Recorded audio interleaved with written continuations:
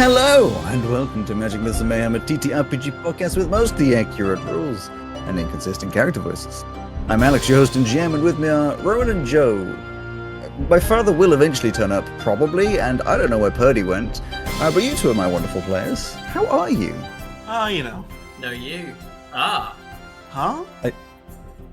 So, what you said. we have had our little stint of playing Daggerheart. The opinions on that will come out at some point. Actually, to be fair, when this goes out, that one would have been edited, because I'm a little bit behind on editing the Horizons one. So we've got 2 weeks of Horizons to edit, which means we'll then be editing our discussions on Daggerheart. So, hey, you've probably already heard it. As I mentioned, Purdy is not here, and my father is late, and I don't know if they're related, but I do know someone who does know that. It's Joe. Purdy is not here. For a very What? good reason. I thought you were Purdy. The camera's not on, it can't confirm or deny. Only on a Saturday night, and I shouldn't be recognizable. I'll need a new stage name. Purdy isn't here because, as a woman of many talents, as we know, she does horse chariot racing. Yes. True. She races chariots pulled by horses. Mm-hmm. She does horse and buggy races. And carts that are like two-seaters pulled by equine animals to see who comes first. So she does loads of stuff. Why did you just say the same thing like 4 times? No, Those those are are all different things. things. Those are all different sports. All right. It's England. You know what England's like. Yeah. You guys love to have the same name for different shit. Exactly. Uh-huh. No, different names for the same shit. Either way, both are true. Well, it's but things being wordy is actually one of the reasons why Purdy isn't here. Oh. She has started her book tour because she's been writing poetry. She has very kindly sent me some examples to read out. Okay. So it's very convenient that we're waiting for Mark. This first poem is called "Breakfast is My Arch Nemesis." I really thought you were going to say breakfast at Tiffany's. I tried to make coffee, but burned the air. The kettle screamed louder than my neighbor's despair. My spoon fell inside with a tragic splash. Now it's scuba diving in caffeinated ash. Toast jumped up like a demon possessed, landing butter side down on my only clean vest. The jam jar laughed, it slipped from my hand, painting the kitchen like abstract art unplanned. Eggs decided suicide was their noble fate, cracked on the counter in a gooey state. Milk turned sour the second it saw my face, mocking me gently with curdled disgrace. Breakfast betrayed me, my stomach still cries, a symphony of hunger with no supplies. The fridge is a tomb, the stove is a joke, I'm dining on sadness and leftover smoke. That was the first one. Beautiful. Is there, to cut out of the bit, someone to actually say made that? I can give you their Reddit username. Sure. That is from u/twisted_twins01 on the r/shitty poetry subreddit. Do you know what? As you said I thought, oh, I know what Reddit usernames are like. But luckily that was okay. Yep. This I was like, maybe you should check out their profile before you say anything. I don't. This is Back to the Ether by Purdy. Congratulations, you've reached the automated mailbox for recurring digital apparitions. If you'd like to scream into the void, press 1. If you're here for truth, please hold. Your call is very unimportant to us. I tried to order a person, the kind with a pulse or at least a verifiable tax ID, but the shipping was outrageous and the package always arrived empty, wrapped in poems. So now it's back to shouting my name into a can, throwing it at the universe and waiting for an echo from a customer who's always just stepped out for a smoke. Here we practice boundary yoga, stretch, bend, snap, send, inbox 0, expectations lower. Thank you for your transaction, your feedback is lost in the cloud. This line is monitored for quality assurance by nobody.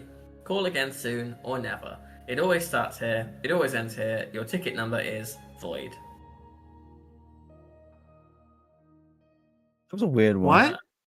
For Alex's purposes, that's u/badadvice1289. It does sound like bad advice. Why did you bring up slavery in the middle of that? Sorry, Cam, who writes very good poetry, just came in the room and said, "You're depressing me," and left. Oh dear. That had like weird edges of like anti oh my god, the word consent. Consumerism?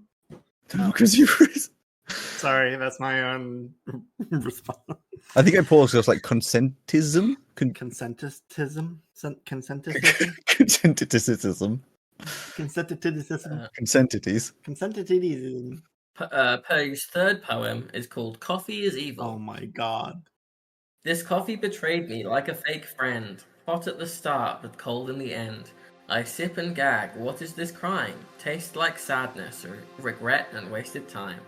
Maybe I said it wrong, maybe I sinned, or maybe life hates me again and again.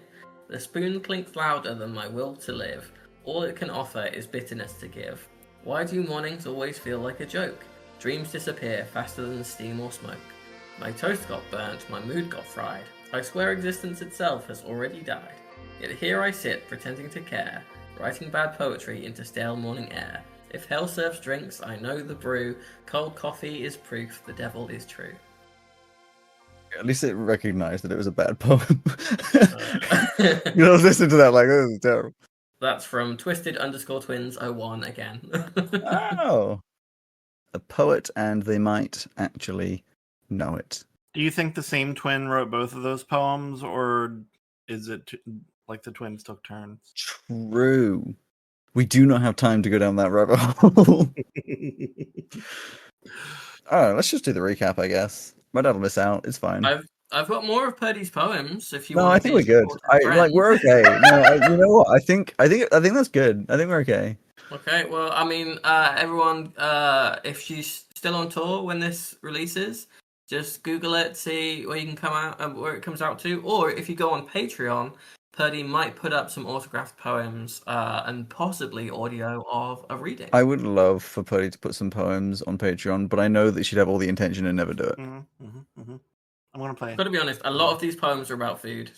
as I'm scrolling down this, as all poems should be. There's one called "Ballad of the Exploding Pen." Oh, that's also by Twisted_Twins01. Man, this guy is keeping this subreddit alive. We're going to play a game called "Which One of Us Has ADHD?" It's me. I was diagnosed.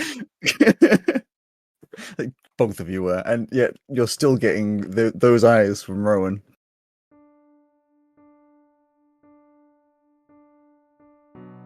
You'd think dying would be a painful process, but it's not.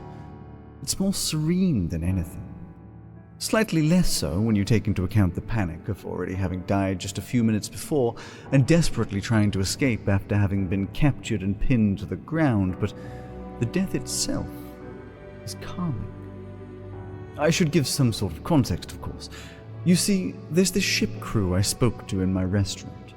They came to me as cargo transport, and I thought, what better than to start making some connections for my new venture, aside from the damn Montgomery Cartwrights, right? Wrong. Of course, it turns out there were actually pirates hired to take me out. I should have seen it coming, of course, but I've been so wrapped up in the excitement of the business. Anyway, I was about to leave for my trip away when I thought to myself that I should just check out the house for some reason. Well, you know, these days I don't question my gut feeling. So I wandered on over, and who should I see but the crew from earlier robbing me, or at least intruding. I opened my mouth to talk, but before I could get a chance, that ghastly skeleton with the awful disguise charged at me, and the Mapach continued the assault. I did what I could to try and keep things civil. I really didn't want to harm such a useful crew, but alas, the fight came to a close with my death. Unsurprisingly, I came back to the land of the living, but the method of which was not what I expected. I was stripped, hog-tied, and pinned to the ground with an immovable rod in my mouth. Barbaric, but I still wanted to talk to them, so I teleported to the side, but before I could talk, I was killed again. I once more awoke, but this time much more gracefully in my armchair, through the expected method of using Zarukesh's power, and saw that they had gone down into my basement. Tired and exhausted, I figured I would just wait for them to appear when I heard a noise behind me. I turned, and who should I see but that damn Mapach again, fiddling with one of my puzzles. They lurched at my presence, obviously not expecting me, but I was luckily able to put them to sleep quickly to avoid more confrontation. I got my guard to take them to the safe house. I wanted to keep them comfortable after all, and once again waited for the rest of them to appear. I correctly assumed they would be poking around, finding my sacrificed bodies and the girl, and the ritual circle. But it seems they didn't summon Zerukesh themselves as I expected. I guess they felt bad for the sacrificial body. If only they knew what heinous crimes that man has done. Well, they came back upstairs and of course were surprised to see me, but luckily this time they didn't immediately kill me without talking first, so I was able to make a deal.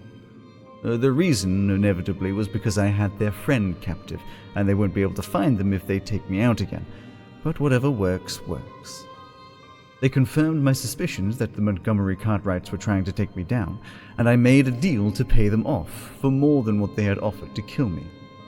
Those idiots accepted a payment of 7,000 gold pieces from the Montgomery Cartwrights. I'll have to make a note that if we do work together, they aren't in charge of monetary decisions. Regardless, I also offered them power instead. I mean, who doesn't like power? Just an offer to share a little bit of Zerukesh's power in return for not killing me. We shall see if they take the deal. I have given them the night to decide, and they will come back to talk. I do hope they decide to side with me, not only despite the fucking Montgomery Cartwright family, but also because I foresee a very lucrative future if we work together. Only time will tell. There you go. Nice and expansive, and actually informative, considering that it's been a few weeks since we actually did any of this stuff. Been ages. The last you remember, you were looking at various mechanical bits and bobs in the smoking room of the Benricito, not the Benricito, the Mornhas estate, owned by Benricito. You were surprised, as we were just informed, you were surprised, put to sleep, and you wake up in a relatively nice house, it seems. The windows are blocked, but it is evidently a 2-bedroom, 2-floor house. Having a little search around, you can see there are 2 bedrooms and a bathroom upstairs, and an open-plan kitchen diner lounge type thing on the bottom floor. Looking around, there is food on the table, there is water, lots of pleasantries, including an array of mechanical puzzles to play with. One thing you do not have is the prism drake. Damn it! You are seemingly alone in here. Do I have Olive and Parm and Lem and all them? Do they pertain when you... Are they... None of them are concentration, are they? They're not concentration. No. So, and second question, are you aware of their existence if you can't see them? I know I'll definitely know where Olive is, because they are linked mentally. Mm-hmm. The toys are different. I don't think so. Okay. Then you don't know where any of the toys are, but you would be aware that Olive... Is there a range to your mental link to Olive, or is that one of those which is just forever? If there is, I believe it's miles. Yeah, probably. No, only for some of the abilities. Like for casting spells through it, there's a range. If it doesn't say it, then that's fine. I'll just assume it's infinite, at least in the same plane. I believe it is in the same plane. You would be aware then that Olive is currently just fluttering around high above, just with no connection to you whilst you were unconscious, just sort of vaguely looking around, almost aimlessly. Like Moonhaven? Yeah. They don't know where you are. I mean, when you wake up, of course, you'd get that connection, but that's at the point that you immediately get that connection, that's where their thoughts were at. I will command them back to me then. Sure. They obviously are able to, I assume from this, able to find their way back to you. And they do. They sit on a small house, but there is no way for them to get in, it would seem. They just are able to locate the house. But their presence will mean I do have eyes on the outside as well. Yeah. It's late at night, and there is not much going on. There's a couple people outside. None of them look suspicious. There are no guards outside the house. There is no... well, it doesn't seem to be any kind of presence around. You're welcome to do some kind of checks or things if you want to look more specifically, but the people wandering around are either people who've just been out drinking or maybe working late and are just wandering the streets, evidently going back to wherever they are supposed to be. What are my other things? Like, would that unconsciousness have healed me at all? No, you haven't been healed. I don't believe you can gain any benefits, like rest benefits from sleep. I don't. I only have one level 2 spell used anyway. As it stands, you have all the comforts that are needed. There is a comfortable bed, evidently fresh linen. Like I said, there's food, lots of different varieties. It seems some just normal local food, but a little bit of at least close to, probably not actually, food from your home country. You know, there's been a significant attempt to make you comfortable here. Yeah, and that makes me uncomfortable. That there's so much attention spent to making me comfortable. Nothing is very specific. It's like I say, it's from your home, or should I say, it's from your race's home country, not necessarily from your home country. I'm probably not familiar with most of it then. Well, that's the thing. You might be aware of it, but it's Mapach food rather than food that you grew up on. Yeah. Food made of Mapach. Yes, it is indeed food made of Mapach. We know that Pesto didn't grow up with any cooked food that they didn't cook themselves because they were raised by a boulder in a cave. Yeah. Yeah, that'll bring you rocked. Joe, Ozzy, you would just be in the boat. People, your crew, or should I say the crew that you are a part of, is sleeping. So if there's anything you want to do specifically, you can do, but you guys have gone back to rest. I shall be keeping watch and making contingency plans. Sure. You're keeping watch, kept company by TR-51, who's, again, just sort of staring up into the stars. Appreciates your presence, but if you aren't communicating, they won't, initiate too much conversation with you. What would be the best way to switch you off, permanently? Permanently take out my battery crystals. Right, and where are they? How would I do that? I believe you put them in when I woke up. Do you have the ability to lie? There's like a loading symbol. I guess there isn't really on the eyes, but you can tell they're thinking. I believe I can lie. I do not know if I am good at lying. That's not comforting. Because you could be lying about that and I wouldn't know. That is true. If I told you to throw yourself into the ocean, would you? No. The ocean is not a good place for me. I would sink and rust. Yeah. That's kind of what I'm thinking. Okay, well that's you sorted. That is not very nice. Oh no, it's just if you go crazy and try and kill the crew, I've got to protect them. It is unlikely. Get it down up there, I'm sleeping in here. Oh, sorry, Captain, I'm just, making plans for if this little robot tries to kill all of us. I will not kill you. Well, no, you can't kill me. But, I'm already dead. Did I kill you by accident? No. Oh, good. No, I was killed on purpose. That is sad. Not understandable. It was, it was kind of an accident for me. It was on purpose for them. It's fine. Don't worry about it. Okay. Well, since I'm up, what's going on? Why are you worried about TR-51 killing you? They want to take out my batteries and throw me over the side.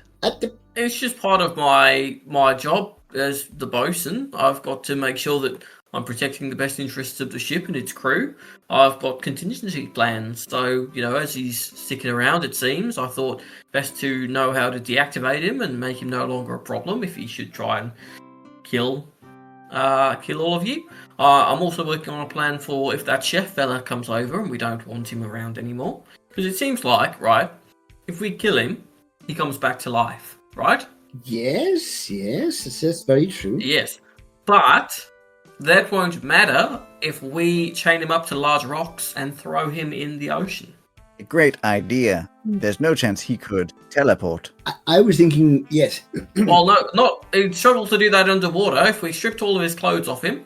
Because if you're underwater, you can't, say magic. You are so smart. I know. I really hope it doesn't come. But I think you can do it if you don't need air. But, usually that's the way it works. But doesn't he have some kind of super lucky demon helping him out anyway? So See, I thought about that, but we have already killed him, so I thought maybe, it wouldn't. you got better.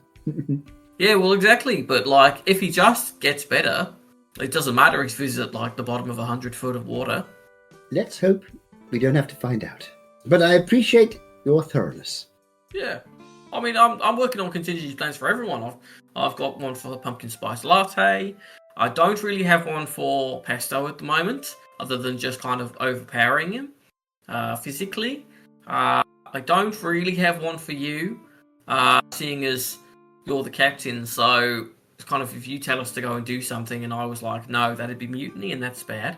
I've got one for if everyone mutinies, except for me and you. And I've got one for Nunu. It's all, it's all good. It is not contingencies for everyone. What if you go astray? That is a very fair point. Oh, well, that's what they need to have a contingency for, because my contingency I would know about already, so I'd know how to counteract it. So I shouldn't be in charge of that contingency. A very fair point again. Once again, I appreciate your thoroughness, but let's just hope we never have to use any of these contingencies. Yeah. So, but if you do come up with one, Captain, make sure you don't tell me. I shan't tell you. Don't worry. It'll be a secret between me and everybody except you. Right. That's how it should be. Exactly. How are you with kryptonite, by the way? We shall fade out on. That doesn't exist. Pesto. Is there anything you were trying, or you're just gonna accept your fate for a little bit? Bear with me as I start my Iron Man arc. First things first, I want to inspect all these mechanical bits around me to see if they are real and not like some kind of magical illusion. So you're using Investigation. Oh, I assumed you were going to use view magic. What's it called? Arcana? Detect magic. Detect magic. Oh, I can do that too. Yeah. You have that as a ritual. Yeah, it is a low-level spell, though, so it could be tricked, but I'll try it. It just takes 10 minutes. Sure. Well, you do your detect magic.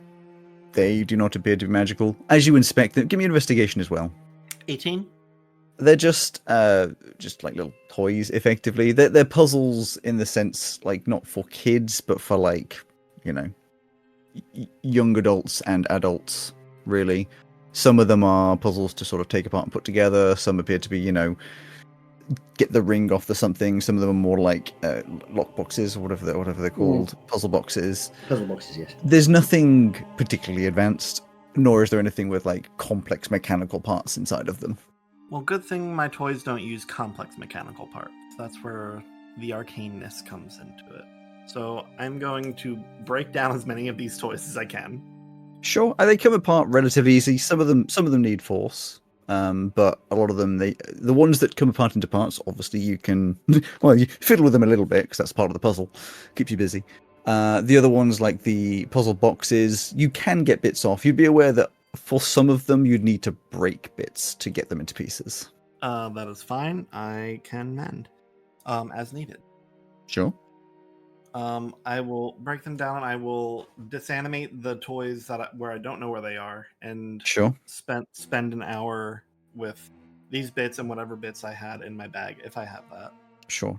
Does that require magic? As part of a short or long rest, you can make a number of tiny constructs equal to your proficiency bonus. They are considered non-magical for the purpose of interacting with magical tinkering and any other spells that affect objects. They have no consciousness or personality of their own, following only your commands. That's a very interesting one because they get their consciousness. You've obviously already done a little bit of magic and you had your connection to What's-a-Doodles? Olive.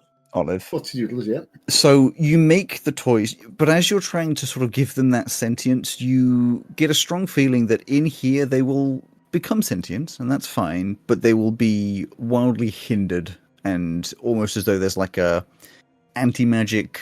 it's not an anti-magic field, more like a magic suppression field. Everything's going to be a little bit less powerful in here. Higher level spells maybe won't work. Your low level spell did work.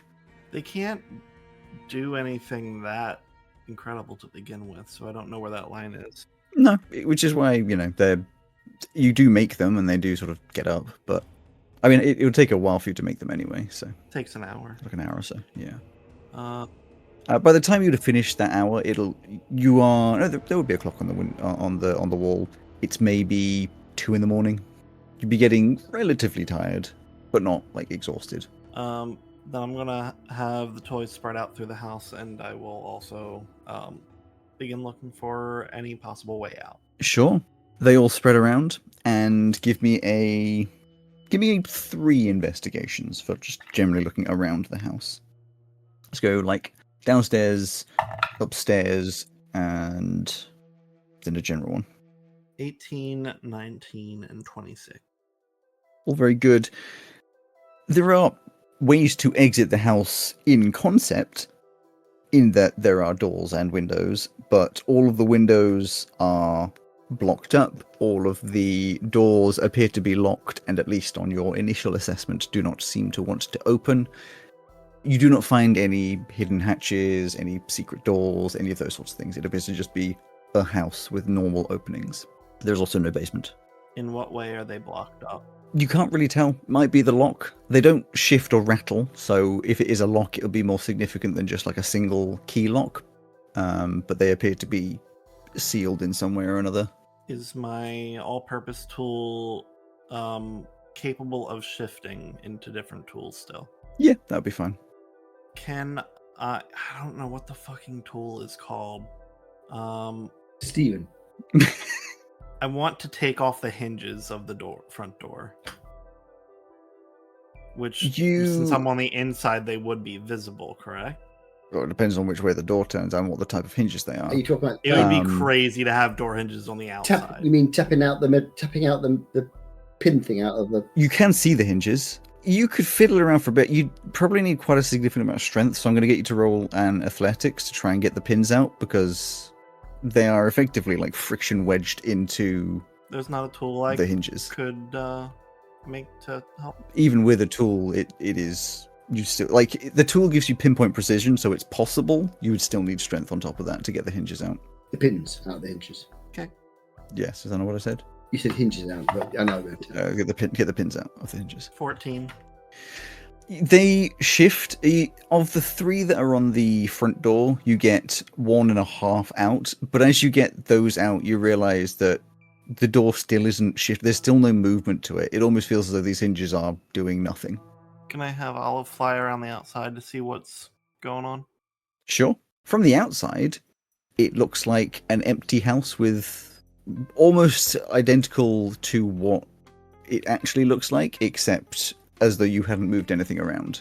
Some seem to have some curtains shut, but it's like a 3D illusion, evidently, that can't see you. If Olive gets closer and interacts with it, does anything change? Interact in what sense? Just like poke the window? Just like feeling around to make sure everything they're seeing looks the same as what it is. I mean, they feel glass because it just looks like stuff on the other side of a window.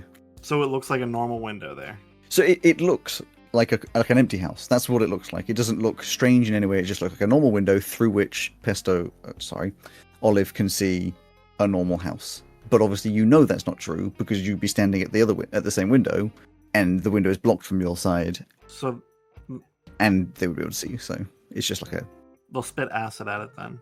Sure, it kind of like damages the surface of the window, but now it's just a distorted window. The more you interact with all of this, the more you get the feeling this is both powerful and expensive magic. Which means there's no possible way I can get out. With what you've done so far, most things seem hopeless. Then I guess I will sit and twiddle my thumbs. You sit and twiddle your thumbs. You sit, you twiddle, frustrated, as I would expect you to be, and I'm sure you eventually curl up maybe on a sofa or something rather than up in a bed with your toys on watch, but are not awoken by anything in particular. But you do get a long rest. The rest of you, or the 2 of you it would be, on the ship, you have a nice sleep. You wake up relatively early in the morning. I think the 2 of you are fairly early starts. Yeah, we're quite keen to get back and save Pesto. Who will be first up on the deck? Captain? It depends what time Ozzy gets up. I'll have Olive fly to the ship. I don't need as much sleep as the rest of you. That's why I was thinking you might well be up early, but Monty would get up early because he's tossing and turning somewhat because he's worrying about a member of his crew being held hostage, effectively. Mm. Yeah, he'd wake up earlier than usual, but I don't know if Ozzy would be up earlier than that. Sure. Well, let's say you go up onto the deck just to keep things moving. Yeah. As you move up to the deck, or you can probably tell from the inside, it is a drizzly and cold morning. What am I now, by the way? Because That's true. I could not roll that. It would be a fresh morning, so therefore... How interesting. yeah. So you wake up.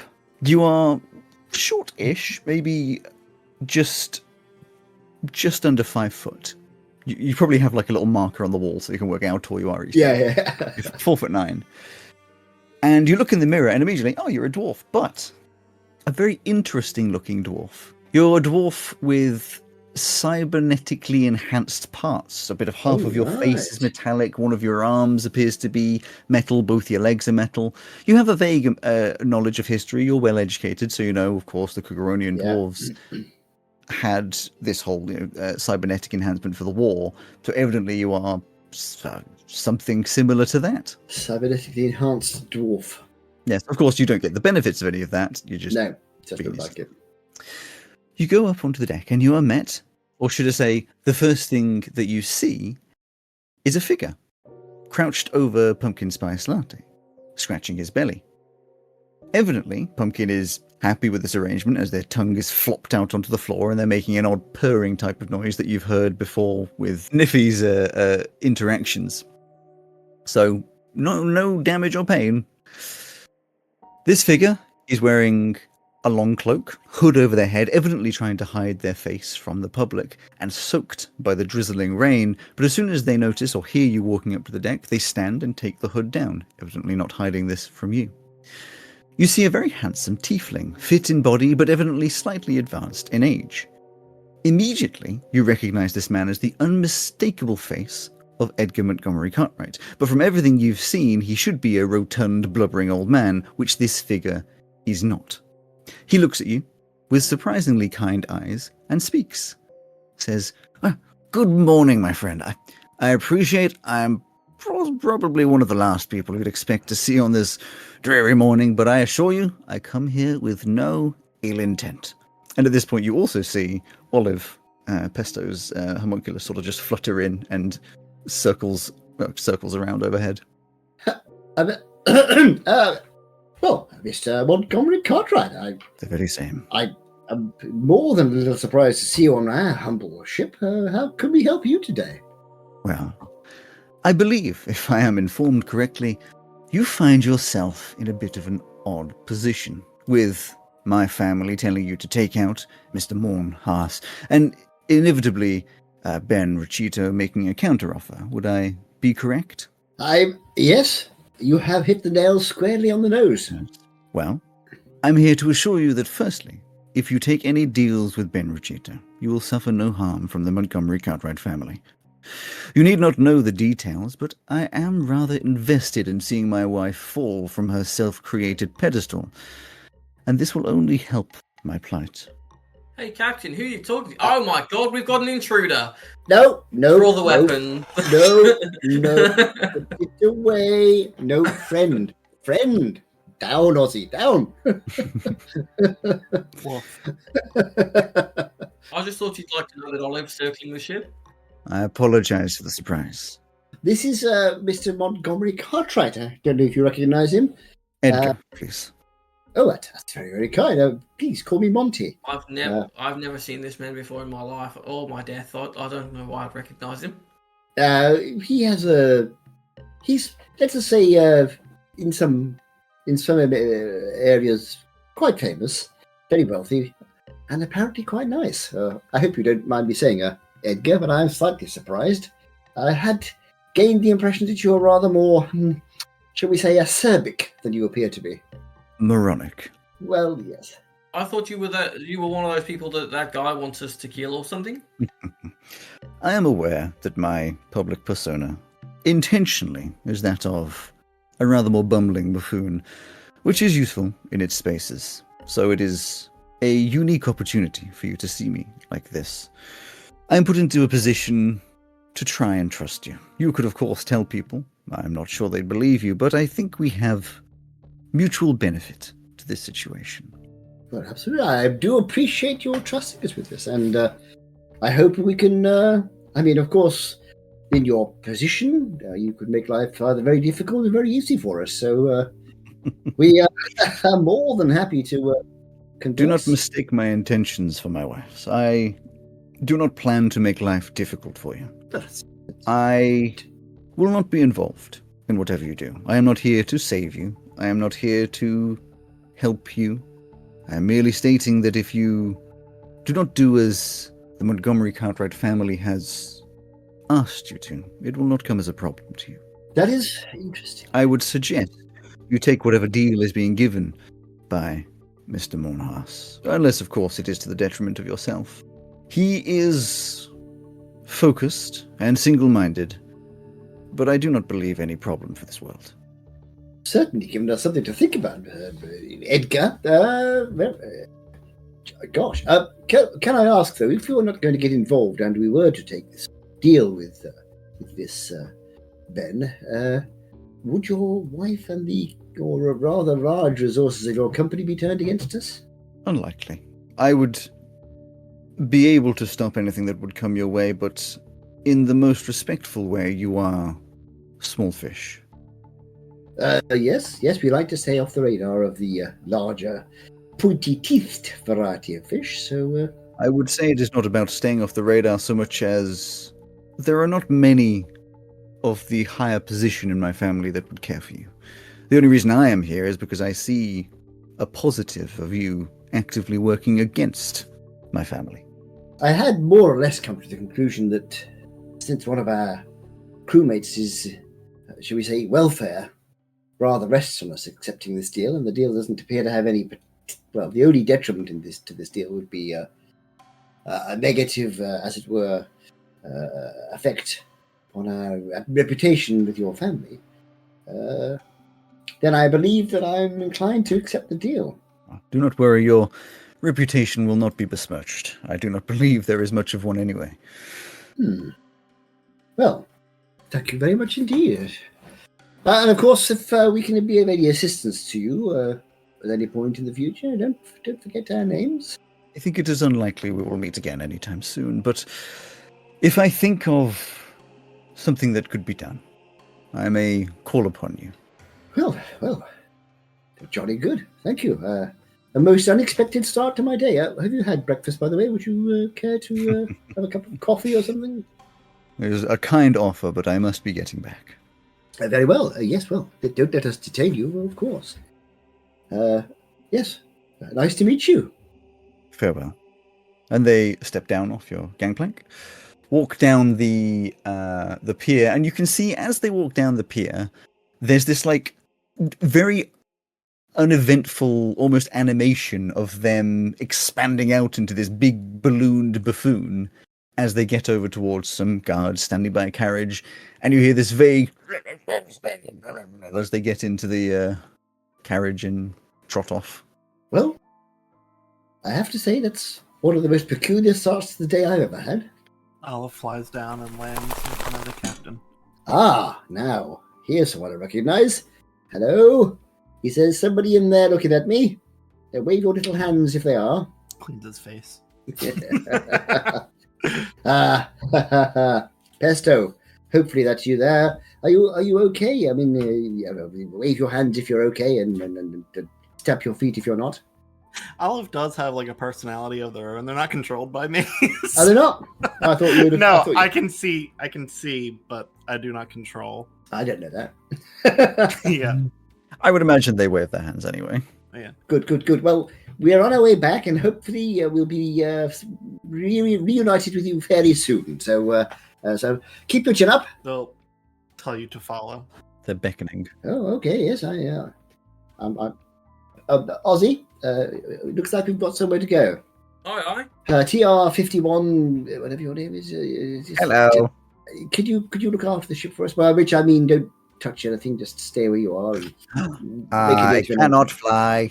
That's good. That's good. But you stay where you are then, and but I am touching the ship. Touching yes, that's Oh when you my can stay. God. The bit of the ship you're touching, you're allowed to continue touching, but I'd rather you stayed where you were until we come back, okay? I will not move under any circumstances. Until we come back, unless the ship. No, that's fine. Just stay where you are. So we will head off and follow Olive. Yes, Niffy it hasn't woken up. Oh my God, she's dead? No, she's sleeping. You walk across Moonhaven, and you find yourself walking over to the south of Old Shade.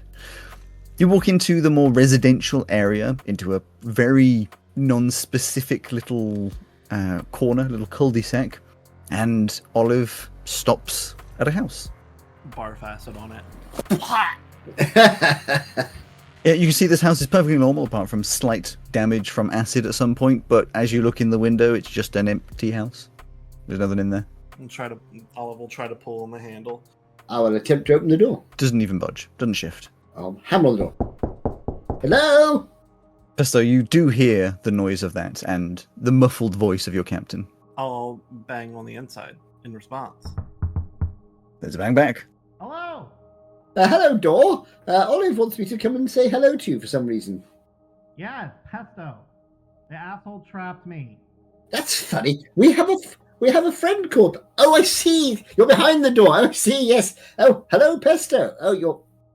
I take it you've tried everything to get out. Then I know you. I tried everything I could. Whatever it is, I spent a lot of money on. I mean, I can try. Did you find any? I know you can do that sort of thing where you see magic. Was there magic on the door that's holding it shut or anything? No. Oh, shame.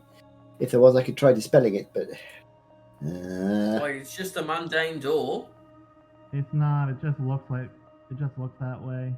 Well, Pesto, step back, else you can have a go at hit it with his axe and see if we have any luck. You're saying it's not mundane, but it's not magical. Yeah, it's one of those magic doesn't work here things, or kind of. That's fine. Ozzy's axe is very much an axe. I'll just try and break it down then. Step away from the door, Pesto, just in case. Olive, you better step back as well. There's a way. And I shall also step out there. Ozzy, would you care to try?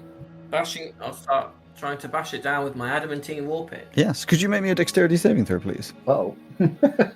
For no reason. That is a 19. 19. As the very tip of your adamantine pick hits the door, there's this instant flash of light, which you would expect would throw the average person backwards and potentially hurt them. You, having planted your feet, dodge to the side, get a little bit buffeted, but take no damage as this repulsive blast comes outwards. Okay, did I damage the door? As you look back at the door, you cannot see any damage or any significant damage.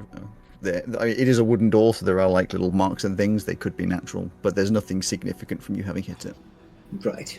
I suggest that we try and burn it down next time, Captain. No, because if that works, but Pesto can't get out, it would also burn Pesto down, and that would be a bad thing. Do it. Bad. I mean, not. Do it, you coward. I can attempt. I can attempt to pop inside there and bring Pesto out. Can you see inside? I don't need to see inside. Because I can't see outside. I don't need to see inside for this one. I just need to say it's like 10 feet that way. How thick is the door? You don't know, do you? Because it's closed. I suppose I can see from the side of from the window how thick the wall is, roughly. I mean, as would be around here, relatively thick, the stone houses. About a chunky. foot or so. So, Pesto, I don't want to reappear inside you, so can you sort of step to the side away from the door? Yeah, sure. And make sure there's nothing in front of the door, nothing between, in sort of... I'm going to try and make myself appear sort of 3 feet in front of the door, inside there. I feel like it's probably not going to work, but thanks for giving it a try. I'm going to try it, and Ozzy, when I get thrown backwards, can you be ready with some healing, okay? Because this has happened to me before. Yes, I presume so. I usually am prepared with that. Yes, I am prepared. Yes, every time I try this kind of thing, It always goes wrong. Right, here we go. And I'm not going to use my fadeaway this time, because fadeaway, as I tried to walk through the wall last time, nearly killed me. I'm going to Dimension Door instead. Okie dokie. My Dimension Door doesn't need me, it's got a 500-foot range, and I don't need to see where I'm going to. Does it specifically say you don't need to see, or does it just mention it? It does. Any spot within range, you arrive at exactly the spot desired. It can be a place you can be a place you can see, one you can visualize, or one you can describe by stating distance and direction, such as 200 feet straight down. That's fine. So I'm going to look at the door, and I'm going to say, I'm going to try and Dimension Door about 3-4 feet forwards on the other side of the door and appear inside the room. I would imagine you have a very ghostly visage as you've... No, I tell you, with Dimension Door, no. I'll do this with my hands and draw a sort of square in the air, and a perfectly ordinary looking wooden door appears. I open it and just step through it and close it again. Sure. Pesto, you see a wooden door appear out of nowhere, and your captain walks through.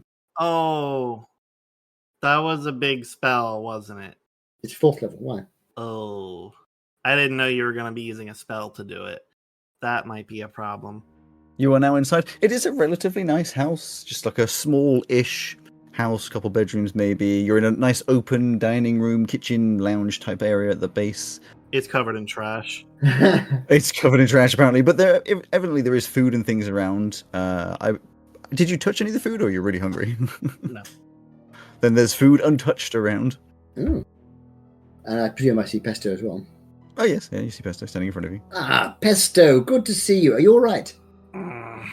Annoyed. I can't say I'm surprised. Sorry that you got yourself involved in this. Well, I'm sorry that you also just got yourself involved in this, because I don't think you can use that same spell to get out. Well, let's find out, shall we? I'm going to try and do it again. This time with a willing friend. Sure. So I'll draw my hands in the air again. And nothing appears in front of you. Okay, let's try a different spell. Pesto's just sitting on a chair like, yep. Well, this isn't. So my fadeaway is more. It is a sort of magical thing, but it's because of what I am rather than the spell. But it's a magical effect, I suppose. What do you think? Well, I'll try it and see it, and then you can tell me. I was going to say, well, I'm not going to tell you, am I? So I'm going to try and try my fadeaway instead. Sure. Please give me a Constitution saving throw. That is a 16. 16 is good enough that you start to fade away and realize something is very wrong. You can feel almost like a force trying to dissipate you, but not in the usual way. Almost as though it might hurt, it might chuck you somewhere, it might not allow you to reform. You don't know, but something is wrong as you start to fade away. You are welcome to still continue doing it, but you can also stop. No, definitely not. If I feel like it's going to do me damage, I'm definitely. You don't know if it's going to do you damage. You just know something is off. No, I don't like off. I've already been blown backwards by fadeaway twice in his house. All right. Ozzy, are you doing anything outside? Captain, why aren't you out yet? You all right? Yes, absolutely fine. Thank you. He's also trapped in here now. Oh, wait, but I thought you said that this room was made out of like anti-magic, but it did magic? Well, I thought. I guess it's only on the inside somehow. There don't seem to be rules behind it. Oh, well, that seems quite inconvenient. Yeah. I've got something I can try. Yes. Well, you know how I've got those 2 dogs? Yes. I've got some other stuff as well. As Ozzy says, I've got those 2 dogs because the meme must continue. Pesto and Monty, you hear a voice from the kitchen area that you're not currently standing in that says, "Yes, I thought I'd find you here." Fuck you! I'm gonna fucking kill you! You're fucking dead! Oh, God. So I didn't realise that you hated the dogs that much. Ozzy, can you hang on a sec, please? Got a visitor in here. Oh, yep. Stand by. They click their finger. Obviously, this is Ben Richito, who clicks his fingers, and the door just opens. Ben, good to see you again. Nice to see you. Have a good night's sleep, I hope. I wish I could say it's nice to see you too, but your friend has made it evident that is not to be the case today. Well, some people just rub other people up the wrong way, and I think perhaps you incarcerating him overnight has perhaps soured him towards you a little. Yes, I appreciate not being able to get out would be frustrating, but you had everything, more than everything needed, to keep you alive for the night. Yes, yes, I know. Well, you appear to have us at a disadvantage again, shall we say? I presume you'd like an answer to your question of yesterday. I would like to not present this as though I am standing above you attempting to narrate your lives. I, yes, gave you a offer last night, but it is still your choice as to what you attempt to do here. For your sake, Pesto, I appreciate you were not privy to this conversation. I merely offered to match and raise on the money offered to take me down. Or, in place of that, give you a share of my power. Fuck you and your demon. It's not a demon. I don't give a shit what it is. Give me my shit back. Your shit, as you so eloquently put it, is safe in my house, and you will get it back. Currently, obviously, I am not going to be able to get it to you, but it is yours when we come to the end of our little discussion. Or if you would prefer, I can take us all there now, you can get your things, and we can continue this conversation. Yeah. Yes, that's a good idea, actually. Ozzy, do you want to come in here and join us? I can't. That was the whole issue. Is we can't get in. The door's open. Oh, did we not even try the door first? No, he clicked his fingers and the door is physically swung open. It's in front of you open. There's this illusion of the door being open, but I think it's just a trick. No, it's actually genuinely open. I'll wave my pickaxe through it. Yeah, it goes through. It's a really convincing illusion. Since you are determined to distrust me, you can take the quick route with me as I will teleport from this position, or you can exit through that door and walk yourself. I walk out. Are you saying we can do this the easy way or the hard way? Because that's a very suspicious thing to say. If you wish to take it as that, Ozymandias, then please do. I am doing my best to keep things civil. I appreciate your immediate jump to aggression and trying to kill me, but Yeah, we're not familiar. You can call me Mr. Mandius. if you wish. Oh dear. Pesto. I've already walked out. I know, I'm calling you out through the door. Would you go with Ozzy and head to Ben's house, please, and I'll see you there? Come on, Ozzy. All right. And Mr. Rashito, perhaps you could wave your magic fingers and take me back to your mansion. Of course. Finger click. The environment changes and there's no physical feeling. You're just suddenly in the house, in the hallway. I have to say, I have a variety of methods of moving around through various planes and things myself. I'm not familiar with the method you're using to change location. The power I gain is not in the normal sense of a warlock. I use the power of a being beyond our current, or should I say, beyond our own power, rather than be provided that power. And does it cost you? I have this feeling that your son might be involved in some way. I think my worries of that are my own. If we can help, we are here. If we are to be candid, the method of which I captured Zarukesh was, I guess some could call it cruel, but I accepted a deal and captured them. Of course, the deal included my son, so if they ever escape, my son will be on the line. But I intend for this not to happen. I see. So, one of your worries with us, shall we say, being involved, is that if we were to succeed in freeing your, I know you don't like to call him a demon, then your son would be in danger. I only dislike calling Zarukesh a demon because Zarukesh is not a demon. Zarukesh is a Rakshasa. Yes, that's some sort of coffee, isn't it? Excuse me. Devil. Rakshasa! Bless you. Yes. Rakshasa. If you must know, they are one of the new gods, but they reside in the hells. I see. So, well, potato. I get the general idea. I suppose I'm sure they'd be very upset at being called a demon. I can understand if somebody called me a centaur or a dwarf. Although I am a dwarf currently. But I'm not a dwarf. So that's not the point. Anyway, I do understand where you're coming from. I don't agree with your methods at all. However, What don't you agree with? well, making a deal with the devil which puts your son in danger is... I know it's not a devil, but you know what I mean. But my son is not in danger because I have captured Zerokesh. Yes. And if Zerokesh were to get free, I have contingencies. Mm-hmm. It is obviously in my best interest to make sure that Zerokesh does not break free. Well, there is another little issue that I have with your particular method, which are those people in the dungeon. Ah, the dungeon. Being split open and eventually killed. I mean, that's not the normal thing a nice person does. Once again, your assumptions get the better of you. Do tell. Those people down there, do you assume them to be good people just because they are captured? I don't think anybody has the right without outside of the law to... And there again, I suppose as a pirate, I'm not really in a position to say that. Not that I'm a pirate, of course. I'm an adventurer. But if I was a pirate... We can drop the show. The people I select very carefully for my sacrifices. In Moonhaven, money gets you everything.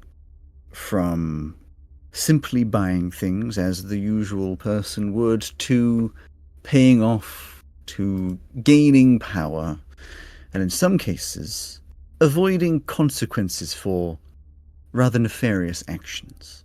I do not wish to speak of the vile things that these people have done, but trust me when I say you would not be best pleased with the knowledge of what they do. Yes, and I do understand where you're coming from, but at the same time, I don't believe myself to be in a position to make that sort of judgment. However... It involves children, and they had no consequences by the law. Well, we are straying from the point anyway, which is that it appears to me that we are, for the amount of money we have been offered by our current employer, the effort and potential danger to myself, my crew, and my ship are not. It is not worth it. So... I would agree. You made a bad deal.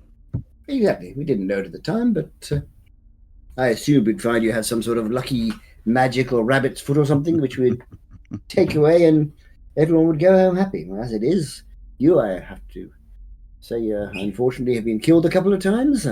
My shipmate has been kidnapped. It hasn't gone, what we should say, it hasn't gone well. Now, I am inclined to accept your deal. I'm going to need to talk to my shipmates about this, because they have a more negative view of you than I. They are perhaps less pragmatic. Yes, I am confused by this situation. I appreciate perhaps we do not see eye to eye on certain, maybe capitalist or life views, but I do not believe I deserve such aggression. Well, that is not for me to say, I guess. Well, for the moment, I have one last question, and my colleagues will be arriving very soon. I'm sure they'll have plenty to say. You mentioned we could either have a gold reward or a certain amount of your, shall we say, influence, your power, whatever you wish to call it. Obviously, I don't want to be, looking a gift horse in the mouth, but I don't want either to sort of agree to take some sort of power thing and then find it's going to have a negative connotation. It is, after all, coming from some creature that is bound to the hells. There are a few things you are misunderstanding. Firstly, you would not be offered by this creature, as you call it. You would be taking power, different to what you would be used to. Secondly, they are not bound to the hells. They choose to be there, which you could argue is worse. And thirdly, there would be no hidden subtext. Yes, you would, in some sense, be beholden to me, but only in the way that I have the power to remove that power from you. Would I release Zerokesh from their bounds?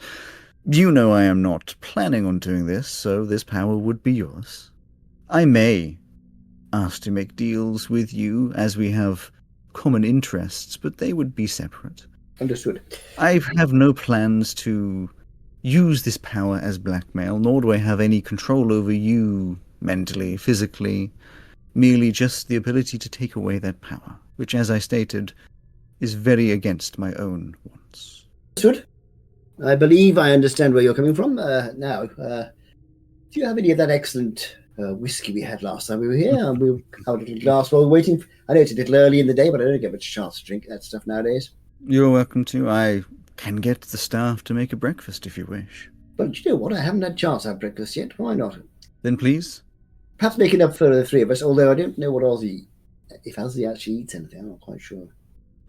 I shall get them to make some food, and you can join me in the parlour. If you wish to stand and wait for your friends, you're welcome to. You can leave if you wish. I'll wait for my friends in the doorway, and I'm not going to make any final decision until I've spoken to them. Then I shall see you in there.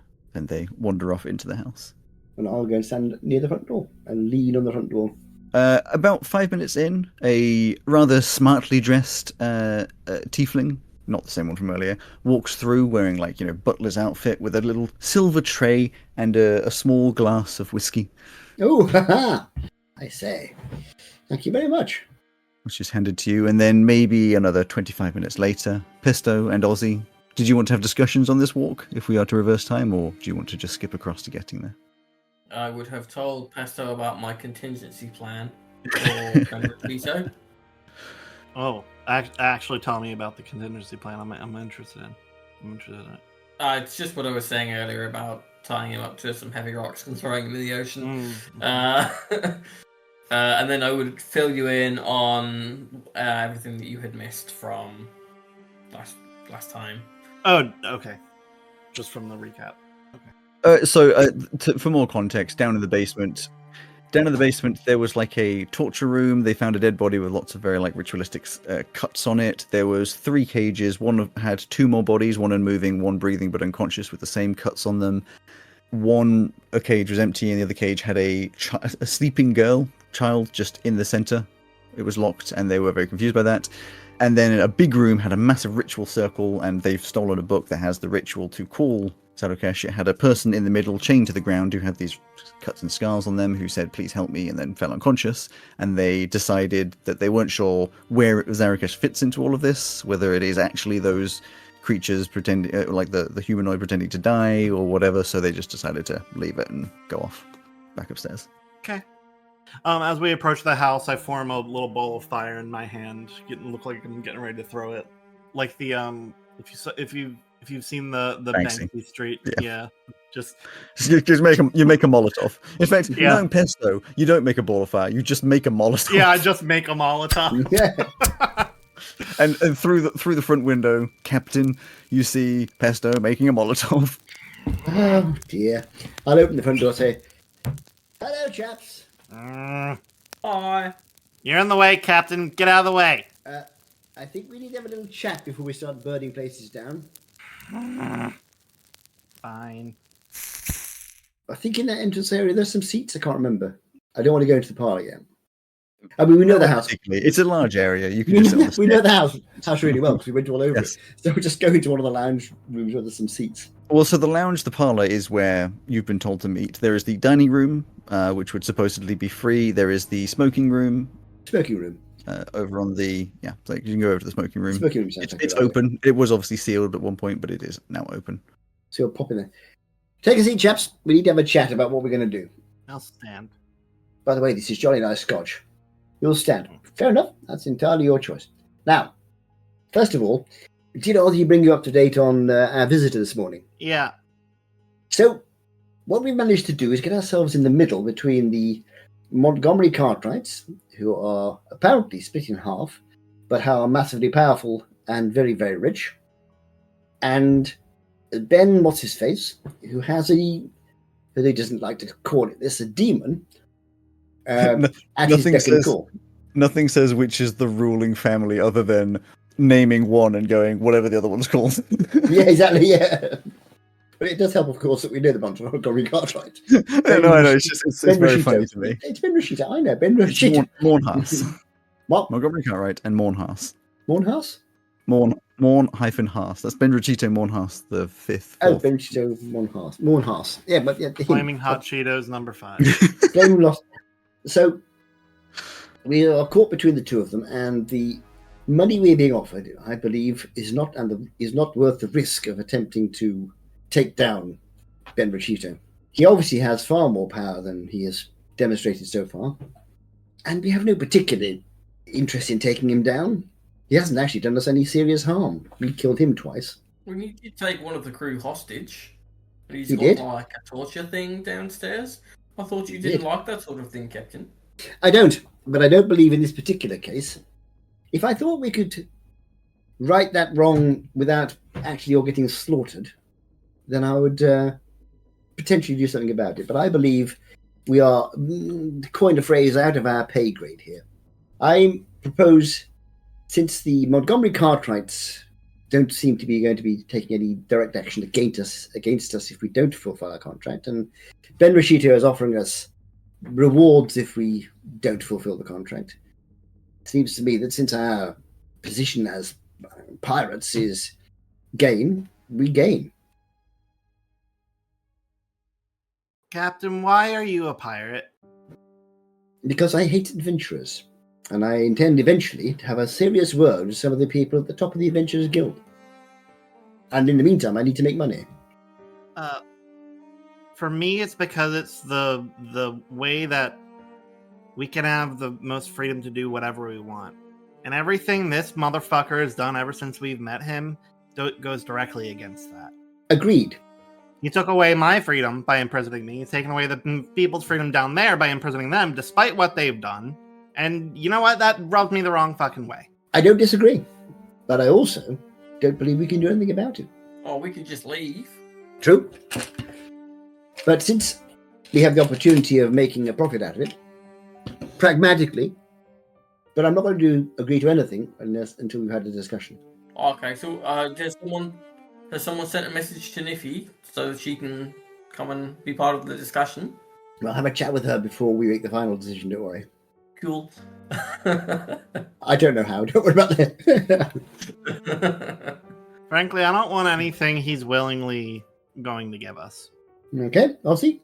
I don't like him. Mm-hmm. I think he's snooty and kind of a bit of an asshole. Full of himself. What you've described, Captain, is only true if he's telling you the truth, which we have no way of knowing if he is or not. That's absolutely right. He has seemingly already prepared a magic room which is both magical and non-magical, which I don't like at all. I think the world would be better off without him. I don't know anything about these Montgomery Cartwright people other than there was that one guy who snuck onto the ship, but I assume that he used some sort of spell or some such thing. Somebody snuck onto the ship? Yeah, I told you about it on the way over. The captain asked you if I had told you about it, and you said yes. Oh. I thought you were talking about everything from last night, not this morning. But No, that was this morning. Yeah, it was this guy. He said his name was like Ed something. Edgar Montgomery Cartwright came aboard our ship this morning. Okay. It was very strange. He was like, yeah, you're not important, and you can work against me because I want to work against me, and don't worry about any repercussions, which also seemed a bit, all of this between all these people, Captain, everything's a little bit too good to be true. Everyone's the good guy, which just seems a bit unrealistic to me. It's kind of not how people are, in my experience. I would say what you're seeing here is two very powerful families, very rich families, squabbling with each other, and we have just got caught in the middle. I don't care about them anymore. That's long left. It's between us and this motherfucker now. He is one of those two families. And the reason we're here is because the Montgomery Cartwrights wanted us to remove his luck. Yeah, that may be why we went here to begin with, but that's not why I'm here now. Didn't he also say something about giving us his power and stuff? And I don't like the sounds of being wrapped up in there. Yeah, fuck that. Did you told me that there was instructions on how to summon this devil? Yes, you have to cut people open. Yeah, end up in the basement. Oh, exactly. Now, so that's already been done. Yes. He has already captured this cappuccino, and It's a Rakshasa? that's what I said. Yes. And the Rachmaninoff, and it is somehow bound by him. That is giving him the power, or he's siphoning power from what is effectively a god. We are not in a position to take him down. I mean, we have already taken down one demon, devil, whatever the fuck. This isn't a demon. This is a god. Is it? Is it? Well, let's put it this way: we killed him, and then he got better. Yeah, one of those times we got him better ourselves. Correct. What are you talking about? But the second time, we killed him, and he got better on his own. Okay. It's why I think we should drop him into the ocean and attach to some heavy rocks and stuff. And what happens if we do that, and he comes back again? He has the power, I believe, to destroy our ship like that. Oh. At the moment, we are beneath their notice. So our two choices are to walk away or to walk away with some money. I mean, why would it be walking away with money? From him. Like he's paying us to walk away? Yes. Or he's paying us because he wants something from us? No, he pays us to walk away. And he might also offer us contracts in the future, but that will be for us to decide at a later date. Absolutely not. For the moment, that isn't really important. I mean, if you don't want to kill him, Captain, you're the captain, so, I won't kill him, even though it could be quite entertaining if he keeps coming back. But, I believe... I don't like him. He's a horrible person. I don't like what he's doing, but I don't believe we're in a position to do anything about it at the moment. Perhaps when we're a bit more powerful, we can. At the moment, if we try, we'll just end up dead. And we, unlike him, don't have a new god to bring us back from the dead. Yet. Well, we do have a book which tells us how to get one. I mean, I bring you back from the dead as long as I've got all those diamonds and stuff. Yes, but you could easily be destroyed as well, Ozzy. Not as easily as some of us. What happened to that pieces of the thing? The what? What happened to the pieces of that thing that he had? What thing? The little metal bits? That opened the door. You were there for that. That was the key. That was just the key? It's not just to the room? Yeah. That was the key to the sort of dungeon room where the summoning obviously goes on. That's a lot of protection for a place that presumably doesn't hold the power that he has. Maybe it does, I don't know. So why don't we kill him a few more times and then go down there and find where he's keeping the fucking devil? Go down there now if you want to. It's over there. It's in this room, isn't it? You're in the smoking room. The entrance, which was inside of the fireplace, has been closed, but you assume it is still there. The fireplace is the entrance to the tomb. Tomb? Well, the dungeon, call it what you will. I don't know what it is. Fine, yeah, I'll go down there then. I'm going to tear the place apart. Sure. You, Captain, will remember which books to pull out, and the fireplace opens up to reveal a little ladder down into a basement. Yeah? You going down? Yeah. You go down.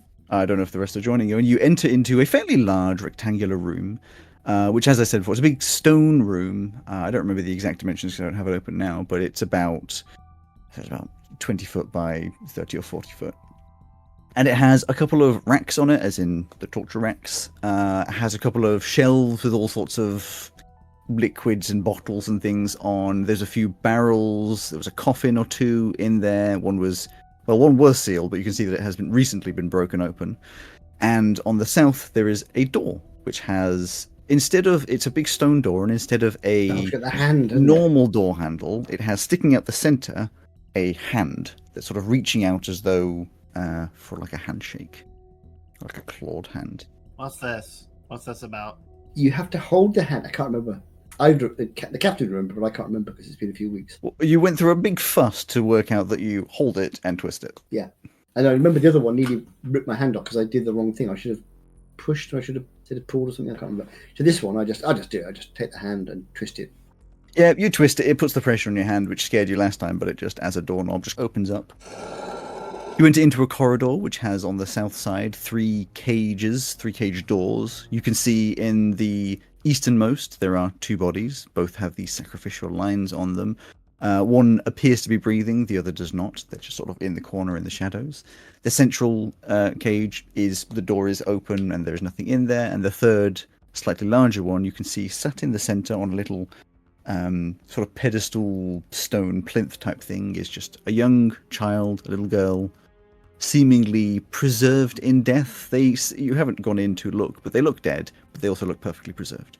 On the northern wall, so the same wall you came in, but further down to the west, there is another door. With another hand. With another hand, yes. Can I make an Arcana check on the girl? You can, but it would be at disadvantage because you are quite far away from them. There is a door in front of you with a lock on it. There's a cage door, but you can see it. I will pick the lock. I can't remember why we didn't name it now. Yeah. Then in which case, you do the appropriate roll, your tools plus proficiency. Sleight of hand. That is 27. 27, perfectly easy enough to open up the cage door, and you're into a room that is, as the rest of this basement, cold. As you look around, there's nothing in here apart from this little plinth in the center, and as you go close, the grey skin of this seemingly dead child. It looks like they're sleeping, but with very, very pale skin, their hands sort of crossed across their, or sort of clutching into each other on their chest, not like, vampire crossed arms, more like hand in hand on their chest, unmoving. As you get closer, unbreathing. Arcana check, please. Sure. A natural 20 for a 28. Natural fucking 20. You know what? I was just in my head thinking, okay, DCs, what am I going to give the information? The classic DM stuff. I thought, okay, what am I going to give on a natural 20? It'll probably be that. And then you're like, natural fucking 20.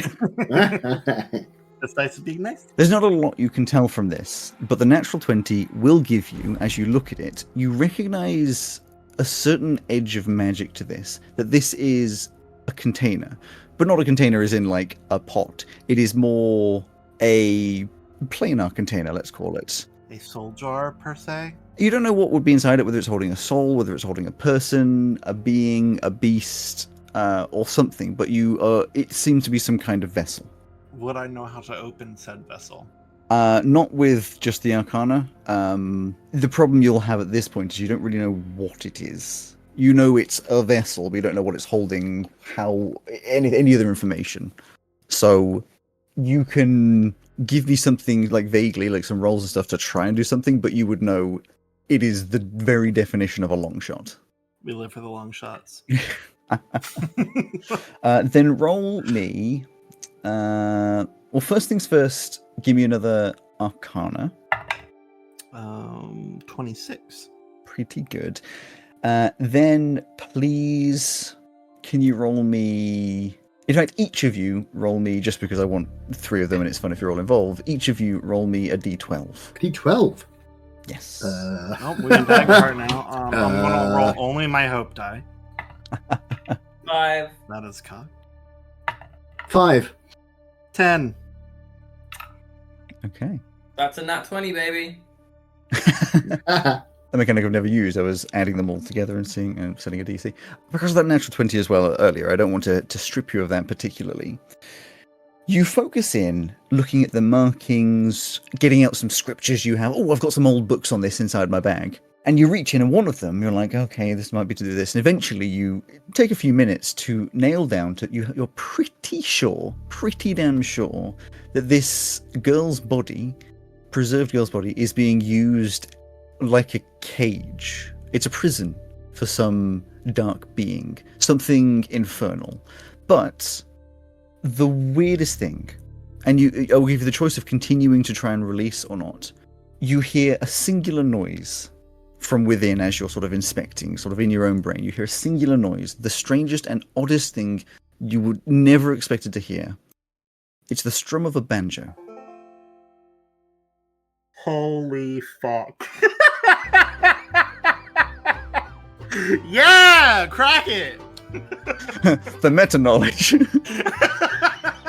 Your curiosity gets the best of you, possibly against actual smart moves, and you effectively unzip, not physically, but like open the soul container of this skull. There's a flash of bright light, a blast of wind outwards, And once you sort of refocus, your hair a little frizzed, you see the girl is gone, and there is standing in front of you a small, blue, imp-looking creature that stretches out their wings. There's this awful cracking noise as their bones go out, and they go, "Oh, fucking hell, mate, that was... Oh, God, it's been such a while. I promised I'd never do that again. Last time it was longer, I swear, but this time... Oh, that was... No, that wasn't the intention. Another 300 years, it's not fun. Not fun. Where am I? Also, who are you? You're in some creepy capitalist basement. All right, okay. Oh, yeah. I'm Pesto. You're who? Esther? Monty. Pesto. Monty, who are you? Oh, right, sorry. So I always forget the introductions. My name is Melon. Yeah. Melon. You're blue, and we Yes, came out Melon. of a thing. Do we get 3 wishes? Oh, no, see, I'm not a djinn. No, I am a devil. Oh, right, okay. I appreciate my visit. I look rather small for a devil, but that is fine. Don't worry, I won't hold it against you for being racist on that. But I am indeed a devil, focusing on wind, not the farting kind of wind, the blasty kind of wind. Why were you inside a dead little girl? Oh, well, you see, that's a really awkward story. You see, because I used to sort of help out this good friend of mine. They passed away a very long time ago, unfortunately. They like to make little tricks and trap rooms and things. But you see, yes, no, once they passed away, I was sort of just chilling around, and I managed to just upset the wrong people. And unfortunately, they stuffed me inside of this little girl here. Oh, no, she's gone now. I see. Well, glad we could help. Yes, it is embarrassingly the second time that I've been captured inside of a vessel. Is it? You think I'd learn, but apparently not. You should avoid that. Yeah. No, well, yeah. See, the first time it was a pot, and that was for I don't remember, 10,000 years or something. This was just Damn. 300. So it's like a blink spot in the pan and such, but still annoying. And I thank you for letting me. I'm assuming you let me go. Yeah. Well, Yes. this guy apparently has a habit of keeping devils inside of Who? traps. So. Oh, the creepy capitalist guy whose basement you're in. Oh, I don't know. I don't know. I was put in here by other devils. Oh. His name's Ben Cappuccino Moron. Ben or something. Cappuccino? I don't know who this is. Hot Cheetos number 5. No, I don't know. That's a strange name. Yes, Moon. You're a strange little set of people. Like you only half exist. You're well, no, actually, you're not that odd. I guess you're just a Mapach. And well, he's dead. Did you know he's dead? Yeah. Yes, he has mentioned it. Oh, right. Is that not a problem? Well, not for him. Not usually, no. No, right. Fine enough. Fair enough. I don't really know where to go from here. So you inside that sort of vessel you were in, then you didn't know what was going on outside here in the sort of what we'd consider the real world. Oh, well, no, I can see outside, but I was paying attention for a while, and then I just got bored.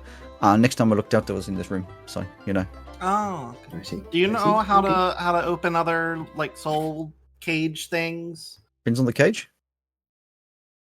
Well, I'm assuming there's more down here because there's another devil we're looking to let out of. Oh, I the see. I don't trap. like interacting with devils. Do you know which devil it is?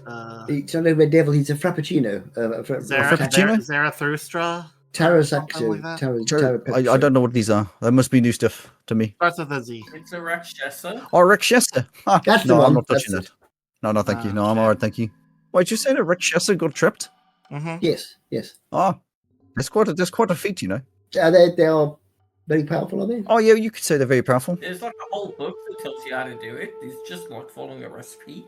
It's about as impressive as making cookies. Yeah, well, I mean, everything is. I do like some cookies. You got cookies? No. I mean, not here. No, don't worry about it. We'll Cookie talk about that dogs. later. No, it was. It's just one of. I mean, any magic is powerful enough, you know. It depends which magic you're using. I imagine something from the old gods would do it. Some of the more powerful devils could do it. Some of the other powerful gods could do it. But you just get the right things, put it in the right place, and anything can happen. But I wouldn't be close to it. I would imagine that anything that is trapping a Rakshasa is like what you would call a time bomb. Oh. That was my feeling. Yes. Yes, and it might be 10,000 years. It might be 30 seconds. At some point, it'll end. There's going to be a very annoyed Ratticino.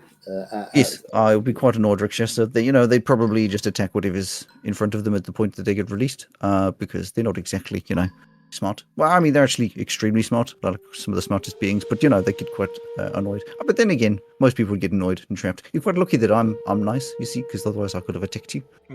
It's kind of dumb of you to let me out. I had crossed Well, my I heard mind, your yes. I heard your banjo. Oh, you heard my And, banjo? I was playing that down yeah, there. Yes. it gave me some good vibes, so that's why. Oh yeah, I like to play the banjo. It keeps me entertained. So if you're not gonna help us let the Rakshasa out, is there a way to separate the power that someone's taking from that Rakshasa? Like separate that from the person that's taking it and just like leave the Rakshasa trapped?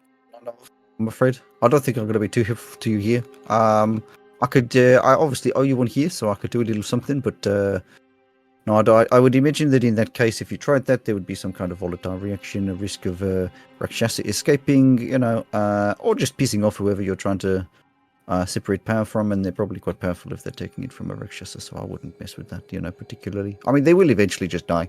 There's too much power for a person to take, or at least for one of your like flimsy little mortal bodies. But But I want to kill them. yeah, well, maybe that's the case. But I don't know if I'm considered mortal, so maybe I could do it. I mean, if everyone in this room is mortal, just some are less mortal than others. Yes, I'd agree. Yeah, well, you're the weirdest one here. I mean, actually, I said you're probably the least mortal. Yes, I'm not quite sure what I am, to be honest. Oh, yeah, you're basically like a ghost. Yes, that was the feeling I had too. Yeah. Oh, stuck between planes. I've seen it before. It's awkward, but you'll be fine. Have you? Yeah. Oh, right. I've been around a long time, Is there a cure for it? I don't think it's a problem, is it? Well, not yet, although it is a bit awkward making up a different shape every morning. I mean, it's not much different to, just waking up and growing a little bit. It's weird that you people do this, the growing and the shrinking. Well, yes, but making up with more legs than I started with is sometimes confusing. Yeah, I can imagine that would be quite confusing. And yeah, I don't suppose you have any idea why I keep waking up as a different shape every morning. Or do you want that to be our deal here? I'll tell you that, and then I'm no longer beholden to you. No, I'm quite interested, but not that interested. But very kind. For the moment, we have other things to consider, I think. Oh, see, like, I don't like to be on this whole, like, you owe you one type thing. I either give you something now, or you just not at all, because I don't like to have, things hanging over my head. I just won't stop thinking about it, and then it'll just be in my brain all the time, and then, I'll have to come back to you and be like, you've got to tell me what you want, and then you'll be like, I don't know, and then it just gets annoying, and I don't want any of that, What about those 3 wishes, then? I know, see, I'm not a djinn. He's not a smart one, is he? Not particularly, no. No, just because you're not a djinn doesn't mean that, like, if you have the ability to grant us wishes, you don't have to be a djinn to do that. See, I can grant wishes. I mean, just starting at the top, and then we can work our way down. All right. Well, I could. Let's see. I can give you some information that you might know. I could do sort of like a small spell or something that you might want. I could make a deal. You could make a deal with me, and you could get powers. Wait. Not really interested in a deal like that, but I am looking for extraplanar technology, if you have any familiarity with that, or where to find That's a very broad scope. Well, I'm looking specifically for a paradox synchronizer, a harmonic governor, a fractal nexus, and a continuum clutch. All right, some modron stuff, yeah. Yeah. Yeah, that's quite dangerous to be messing around with. That's quite the big thing. Yeah. You sure you want to be part of this? Oh yeah. Because Zuru is not going to be too happy if you stop messing around with that kind of stuff. Who? Oh, like the god of time and stuff. I think I'll be okay. Yeah, well, if you're sure. Yeah. Run me through that list again. A paradox synchronizer is kind of number 1 on the list. That seems like the thing I'll need to spend the most time with. But then a harmonic governor, a fractal nexus, and a continuum clutch. All right, yeah. You be with me. I'll be right back. And they just into like air. So is he saying that we're going to have another god angry with us? Again, did you not just hear him? He did not call the Rakshasa a god at any point. The Rakshasa, he... Sounds just like a powerful devil. Let's ask him when he gets back. Okay. But he did say that the god of time, who is definitely a god, is going to be annoyed with Oh us. yeah. That one's Zuru is definitely a god. There's as he reappears, looking the other direction. It's like, all right, they've gone. What a shame. We're behind you, No. Oh. You Oh, came you back made me the jump? wrong way. blue person. Oh, yes, sorry. No, I've done that. A little tit around. Yeah, I know where there's a harmonic governor. We good with this? Oh, This hell would yeah. make us even? Yeah, absolutely. Yeah, it looks like a bell, Mhm. and it's being used as a bell. Okay. Where?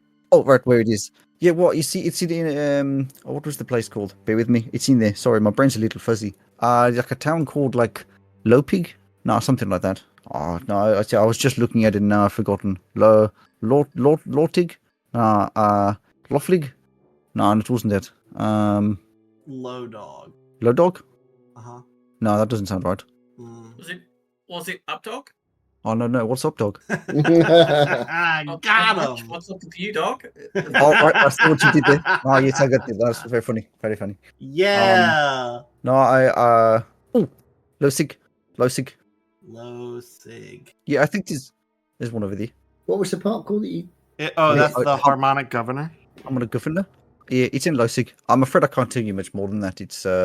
It's quite like if you'd ask for just like a normal object, I'd be like, oh, it's exactly there, but that one's an odd one. You know, like it's one of the things is everywhere. They don't like interact with this world as much as like normal, but I know it's over there somewhere. Okay, that's enough. Thank you.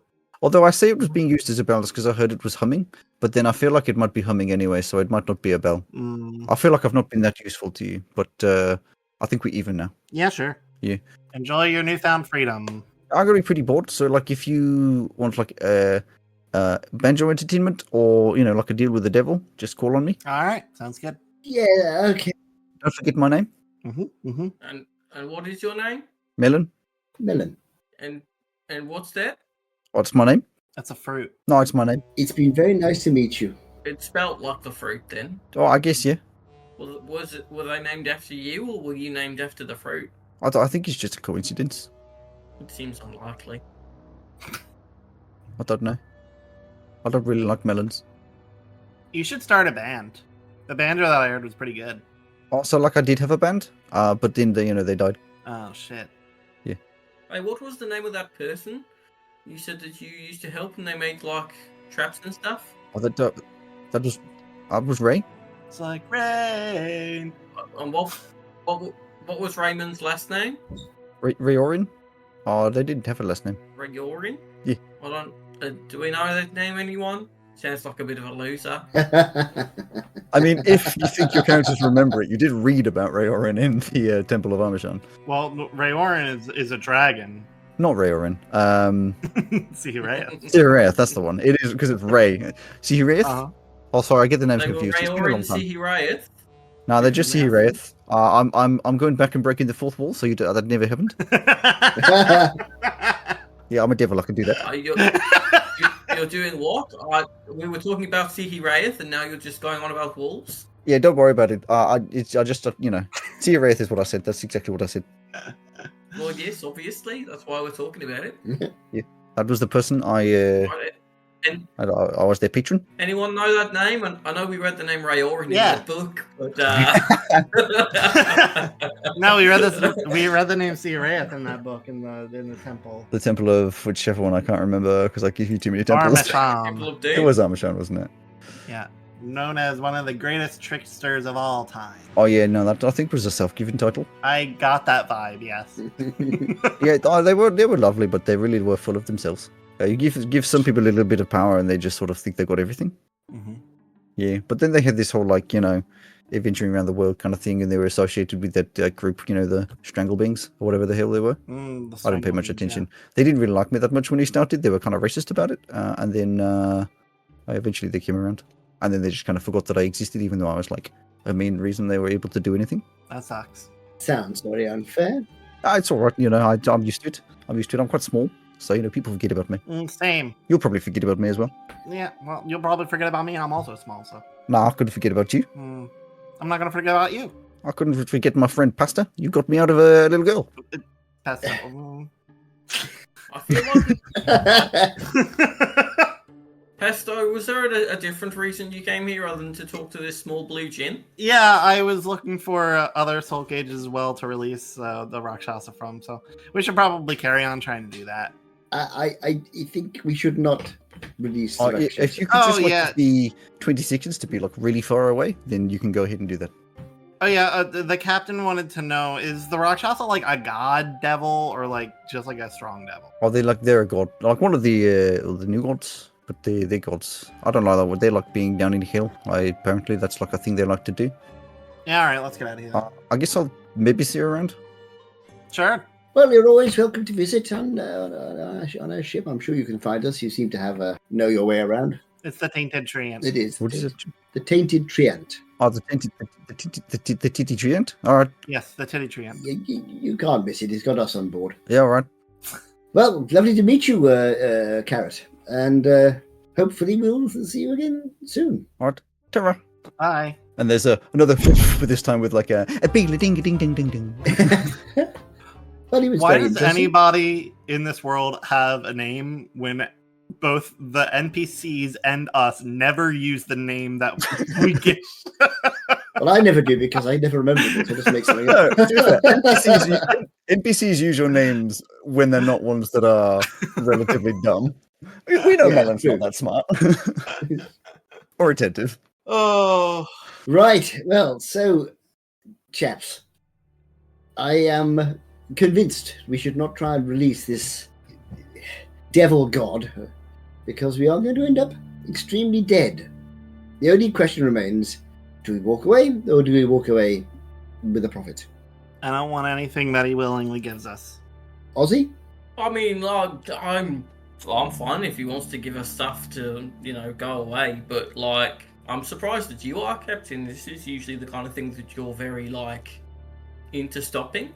Are you sure that he's not put a charm on you or something? How would I know? Well, you know what? That's true. We should knock you out and take you back to the ship. I think that's a very bad idea. Well, that's what That's someone. what you who would say if you they're were charmed. Yeah. In fairness, Captain. No, I've seen Ozzy knock people out before. Firebolt forms in my hand. The short answer, Ozzy, is we need money to keep the ship in a good shape. That's why we took the contract in the first place. We're not going to get the money that we were going to get for the contract. We're not going to get in trouble with the Montgomery Cartwrights. I see no particular... We can't do anything about these people, so I see no reason why we shouldn't take some of his money away, at least if he's not got it, he's not using it to do dastardly things with it.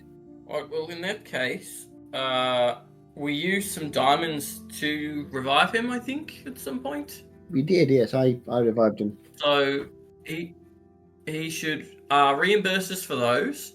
He should reimburse us for the price of the contract. And then he should give us whatever he's gonna give us on top.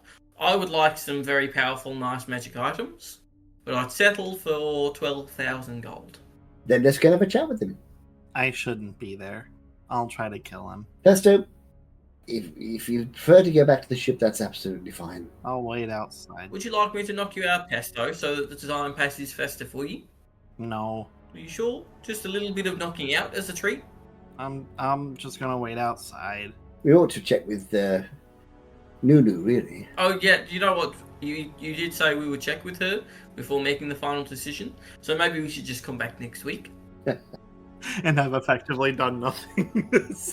Anyway, so we don't end up wasting much time, you go upwards. Pesto, you wait outside. The two of you go over to the parlor, where, sat on this small round table, is Ben Richito. There is a breakfast spread on the table, lots of nice, fancy foods.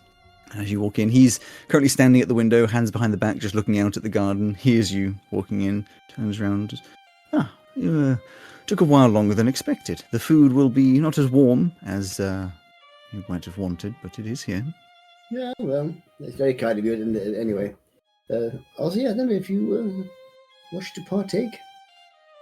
Well, it depends on what it is that we're getting.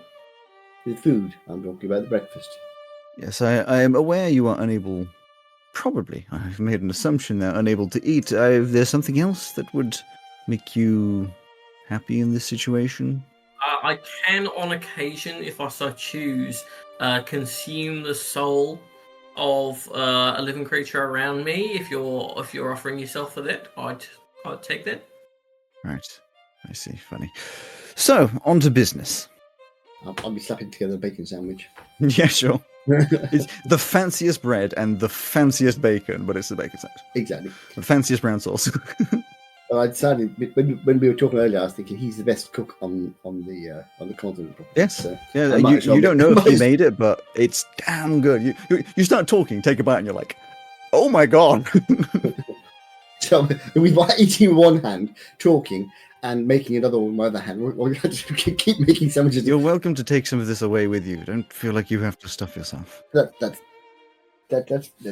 very kind. It's very nice. I haven't had any breakfast yet.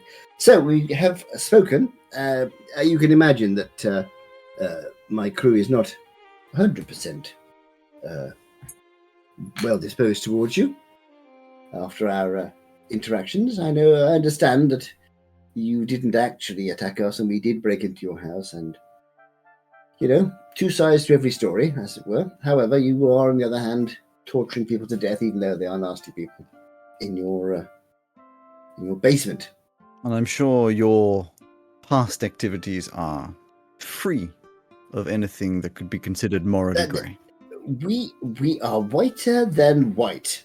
Listen, I am happy to make a deal here, but I want two things. Firstly, please, Ozzy, be quiet.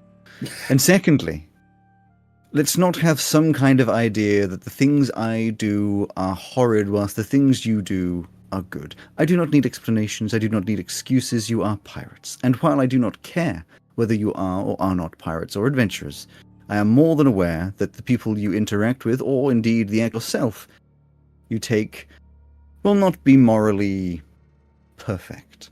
So instead of pretending that for some reason you are better than me, why don't we all just agree that we can come to the end of an agreement, or the beginning of a companionship, and move on? Point well made. I wasn't listening. It's Mr. Mendius to you. Remember? Ebegum? He has to call me Mr. Mendius because we're not friends. Mm-hmm. So, have you made a decision? The answer is yes. We have made it. May I throw a spanner in the proverbial works? I don't believe I could stop you if I wanted to. Only to your advantage. Well, a golden spanner then. Good, yes. The options on the board currently sit at money, Yes, power, yes, or perhaps a third option. yes. It may come as no surprise to you that in my current situation I happen across information more often than not. Yes. A name has come across to me Yes. that you may be interested in. One of Dr. Marjoin. Yes, I do recognize the name. Yes.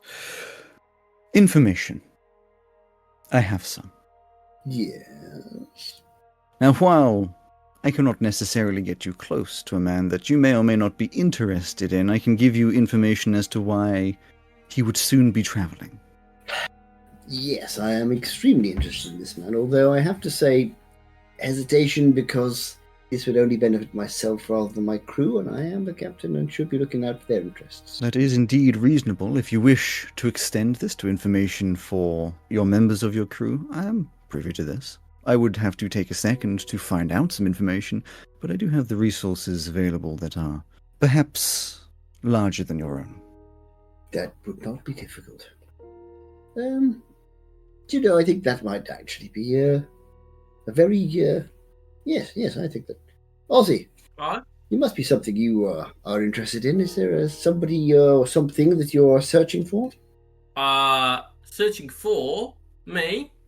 Yes. I mean, searching for me, there might be someone, but I'm not so keen on finding them, so the answer is no, I suppose. Is there any information you would like that I might be able to provide? There's information that you can provide, you won't want to, so I don't want to waste it on that. Curious. You are allowed to ask without me giving the answer immediately. No, because, I don't want to... Well, I would like to piss you off for the sake of one crew member, but for the sake of the captain, I won't, in case you're, extra petty and stuff. So, I won't. I have no plans to be petty. I merely want an easy solution. Yeah, well, petty people don't plan on being petty, they just are. It is odd that you think me to be petty when you and your friend are aiming to be as such. No, that's what I said, I'm not being petty. That's why I want to piss you off because of them, but I'm not going to. Mm-hmm. I admire your restraint, Ozzy. Is there anything you're interested in finding out? If you wish to have this discussion separate to me and with your friend waiting out front, You are welcome to. Oh, well, yeah, Pesto might want... Pesto is going to want to know stuff. Pesto likes knowing stuff. I'll tell you what, I'll go ask Pesto what it is that they want, and I'll use my question for them as well. And don't forget Lulu as well. Oh, yeah, and Niffy's going to use their question for you as well, for Pesto. No. And so is our other crew member, Pumpkin, and so is our other crew member, TR. TR51. Mm-hmm. You get 4 answers, and you are welcome to delay when you get them. For myself, I think you know what I need to know, and you've already alluded to it. For my crew, I think, Ozzy, we should let Lulu decide herself what she'd like to ask, but she may pass her question on to Pesto. For Pesto... It's going to take her ages to get her question sorted. That's Probably about 2 or 3 weeks. That's okay. This is why I said you are welcome to delay. We can use carry pigeons. We don't want to have to come back here in 2 or 3 weeks' time if we've already gone like elsewhere. We'll use magic, don't worry. Suppose I can probably learn some kind of messaging spell, I guess, maybe. Am I going to miss? If I was so inclined, if the captain wanted me to. I have one. I'm not using it on this guy, though. It is your choice as to I can do it on a when long or if rest. you get this information. Fine. I'll just have to be counting out 25 words again. For me, I think that would be... Oh wait, we have phones. Yeah, Yeah, what's your phones. number? Oh shit! That's not my question. But like, give the captain your talkstone number. 1 knuckle curls on the monkey's palm. Your private one, not one where he's gonna like have to speak to someone to get to you. Are you done talking? Good. I'm happy to provide. I mean, I suppose I could think of something else to say if you're not willing to hold up a conversation. Ned, while you chat with Ozzy, I'm going to have a word with Pesto. You know, they say that dead men tell no tales, but I've been known to tell quite a few tales. I'll walk Yeah, out. This is going It fades away. Pesto, you're standing out front, suddenly surprised by the sound of your captain's voice. Pesto. Done already? Not quite. Our mutual acquaintance has offered a third choice, which I'm interested in myself, and you may be interested in. I know you don't want anything from him Correct. in the sense of money or goods. However, he has offered instead information. Now, he has resources all over the world and a lot of money to find out things. I was thinking that your bits and pieces you're trying to assemble, he might be able to put you on the track of another one. I am assuming everything that comes from this man comes with a caveat. So if he doesn't already know what we're looking for, I don't want him to know. Is there anything else you want to ask him about? Will he tell us how to kill him? You ask him. Alright, that's what I want to know. You'll have to ask him yourself, because I don't think he's going to answer that one. But I'm good out here then. I don't think he's going to give an answer. fair enough. I'll head back inside again. And Pesto doesn't want to know anything, apparently. So, Ozzy, no point giving your question to Pesto. Oh, so we'll take money then, I get. No, we'll take super powerful magic items. Yeah, I mean, if these are my crew could, if you have some kind of magical item, I'm sure they'd be happy with that instead. But like good ones. And then we'll need reimbursing for the diamonds that we used on you. Since magical items were not one of the deal choices, no. And in terms of reimbursing me for something that you used to bring me back to kill me a second time after having killed me, let's say that was your choice, especially since you have stolen the jewel that was around my neck. No, we wouldn't be reimbursing you. You would be reimbursing us. I'm aware, but I will not be. Do you know what, Ben? I think the simplest thing here is to give each of my crew members 2,000 each. 2,000 gold each, and myself some information. Fine. Right, Ozzy? You could use that to buy yourself some new eye sockets or something. Or... Well, the sockets are kind of like part of me. You could have them burnished though or something. Burnished eye sockets. Hmm. Do you reckon there are people who do that, who like polish or maybe like bleach different holes in your body? Did you know? It wouldn't surprise me. I reckon there's people who probably do that, but do I want people who've been bleaching other holes in the body? If we could, with our dealings, I would be so glad to finish our conversation. Ben? Yeah, I was just waiting for the money and for the captain to get his information. Yes. I am waiting for you to be quiet, but it seems if I were to wait for that, it would never come. I'm not great at the visual cues on account of not having eyes, so sometimes you do just have to say nicely that you'd like your turn to speak. Perhaps it is time for you to join your friend out front whilst your captain and I have a conversation. No, I want to make sure that you don't stiff him. I do not believe you being here would make a difference to that, but I do not have plans to do so. Otherwise I would have already done it. It's up to the captain. Ozzy, it's fine. I appreciate your concern. It's very, very kind, but perhaps you could go and make sure that Pesto's all right. He's had a very trying day. Okay, but just remember that thing about the charm, though. Yes, I'll remember not to be charmed. Okay. Right, good on you. Wait, could I need the gold? I'll bring it out in a moment too, don't worry. Okie dokie. Right, well, I'll see you in a bit then. Yep, just don't go far. You stay by the door just in case I need you. Okie dokie. It's not raining outside, is it? I hope it's not raining. Ozzy walks out, he snaps his finger and you die. No. Yeah. He's like rubbing his temples with one hand, just like, I do not know how you deal with that. Mr. Regina, I want you to consider this. In a few minutes, we should be leaving. With some gold and hopefully some information. But I'll still have them with me. Yes.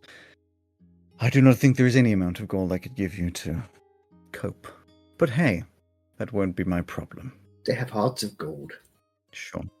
Unfortunately, they've got heads of lead. I do feel in a different life we might have been friends. I believe so too. There are elements of you that I quite admire. But there are elements, of course, I cannot resign myself to. Well, there is one thing we can eternally agree on. The Adventurers Guild is a pile of bastards. That is absolutely without question correct. Your gold, I will call for. I evidently do not have it on my person currently, but you will have it before you leave my residence. Thank you. Your information. Dr. Travian Marjoin. Now, you would be obviously aware, but context is key, that this is the man in charge of your parents' insurance case after the tragic accident that killed your father and eventually your mother. You're well informed. Now, I have happened across documentation of this insurance claim. Yes. The first thing I can tell you is the reason it was denied. I do not know if you are aware. Absolutely not, no. He actually takes out some paper to read. As the guild was not responsible for the damages, as the actions taken by the adventurers were not of self-preservation, but rather putting themselves in danger for others, and to be by the side of those already dead. This means the insurance cannot be claimed under Article 17b. So because they tried to help others, and got themselves killed doing so. I think it is more key of trying to help each other, but yes. I am not going to claim this as reasonable. It is, however, what was written so many years ago. Well, that's interesting little nugget of information. Doesn't make me like them any more. I cannot get you close to Travian, but knowing what he is doing in Losig will obviously give you more information as to how to get to him. I will say from the get of this, he will not be an easy man to get to. In the years that you have spent being, well, whatever you have been doing, he has been gaining power and rising the ranks, we shall say. Now you are probably aware, you seem an educated man, of the Treaty of Losig, which you are. It's the one that stopped the war between Kugaram and the countries that it was fighting with. Yeah. The Treaty of Losig is something that was created by the Adventurers Guild, one of the few good things they've done so many years ago. You may be aware that this treaty forbids Kugaram from any more cybernetic experimentation. There are rumors around that in the Torhen province there are still some of these cybernetic workshops, that there are Kugan Legion in the bordering towns of Alesduin, and potentially documented proof that the Gen refugees that claimed compensation so long ago were mismanaged and not given fair compensation. The main reason as to why Dr. Marjoin is traveling is to check on these rumors. Now, it will be interest to you that this is not within Dr. Marjorin's purview. He is the master loss adjuster for Eastern Ferron Major, and has nothing to do with Cougaron, but this is one of those sidesteps a man makes to try and gain a lot more power than they currently have. I believe they're also going to be involved in some restructuring of the insurance given by the Adventurers Guild after they put so much money towards the rebuilding of Jeanne and Elesduin.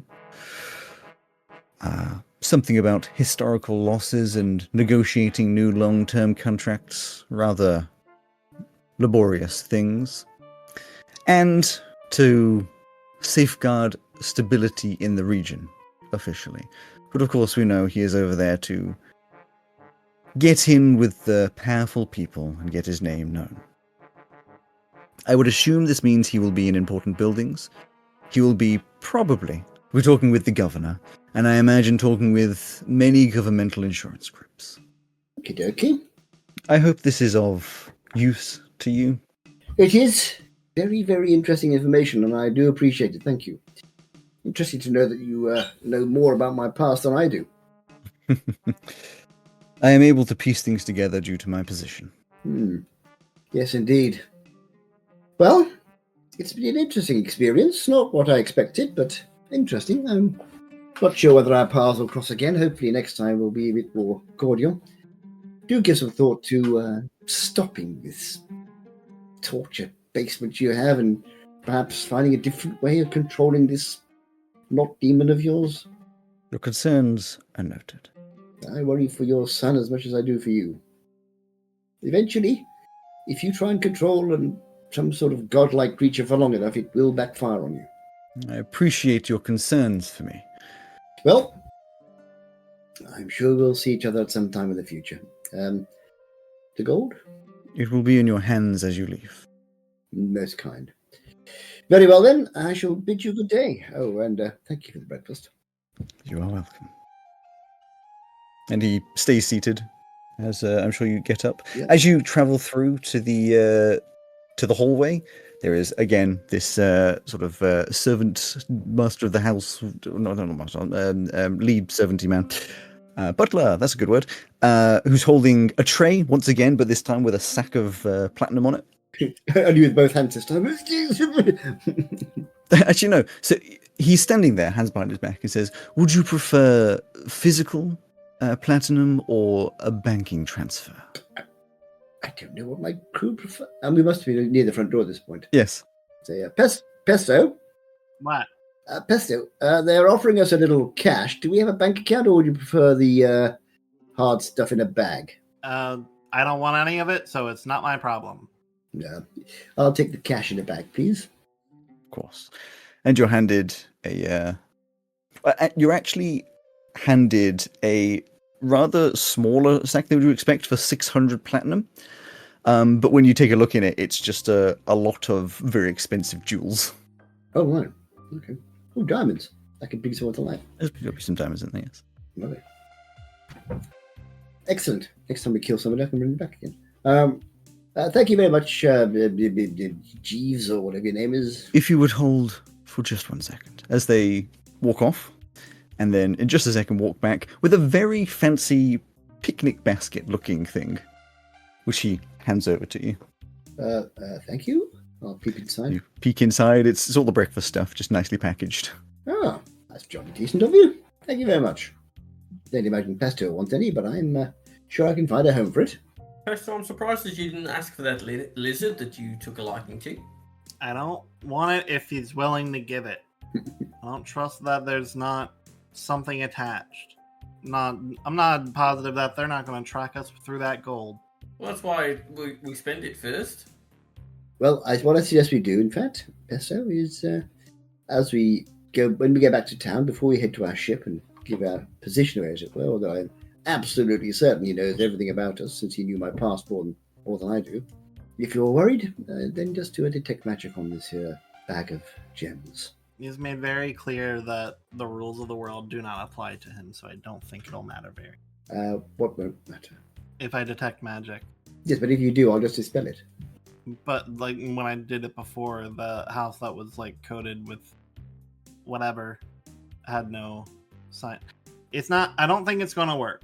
Because it's god magic. That's what you mean. Well, try it anyway. Unless it costs you any too much effort or whatever. There's some problem. It just takes time. No, we've got 10 minutes. Let's have a beer. Sure. I'll take 10 minutes to do it. Sure, you can do it as you're walking.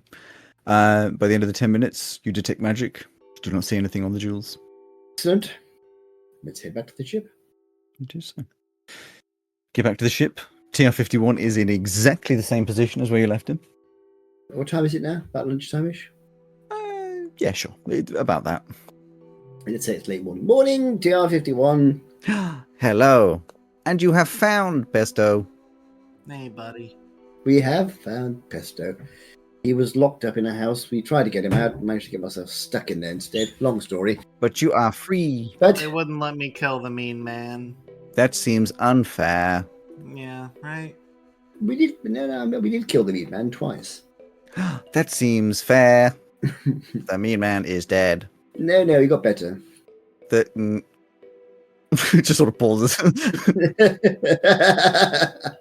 Yes, don't ask me how. I know the first time how. The second time, not so much. I am confused.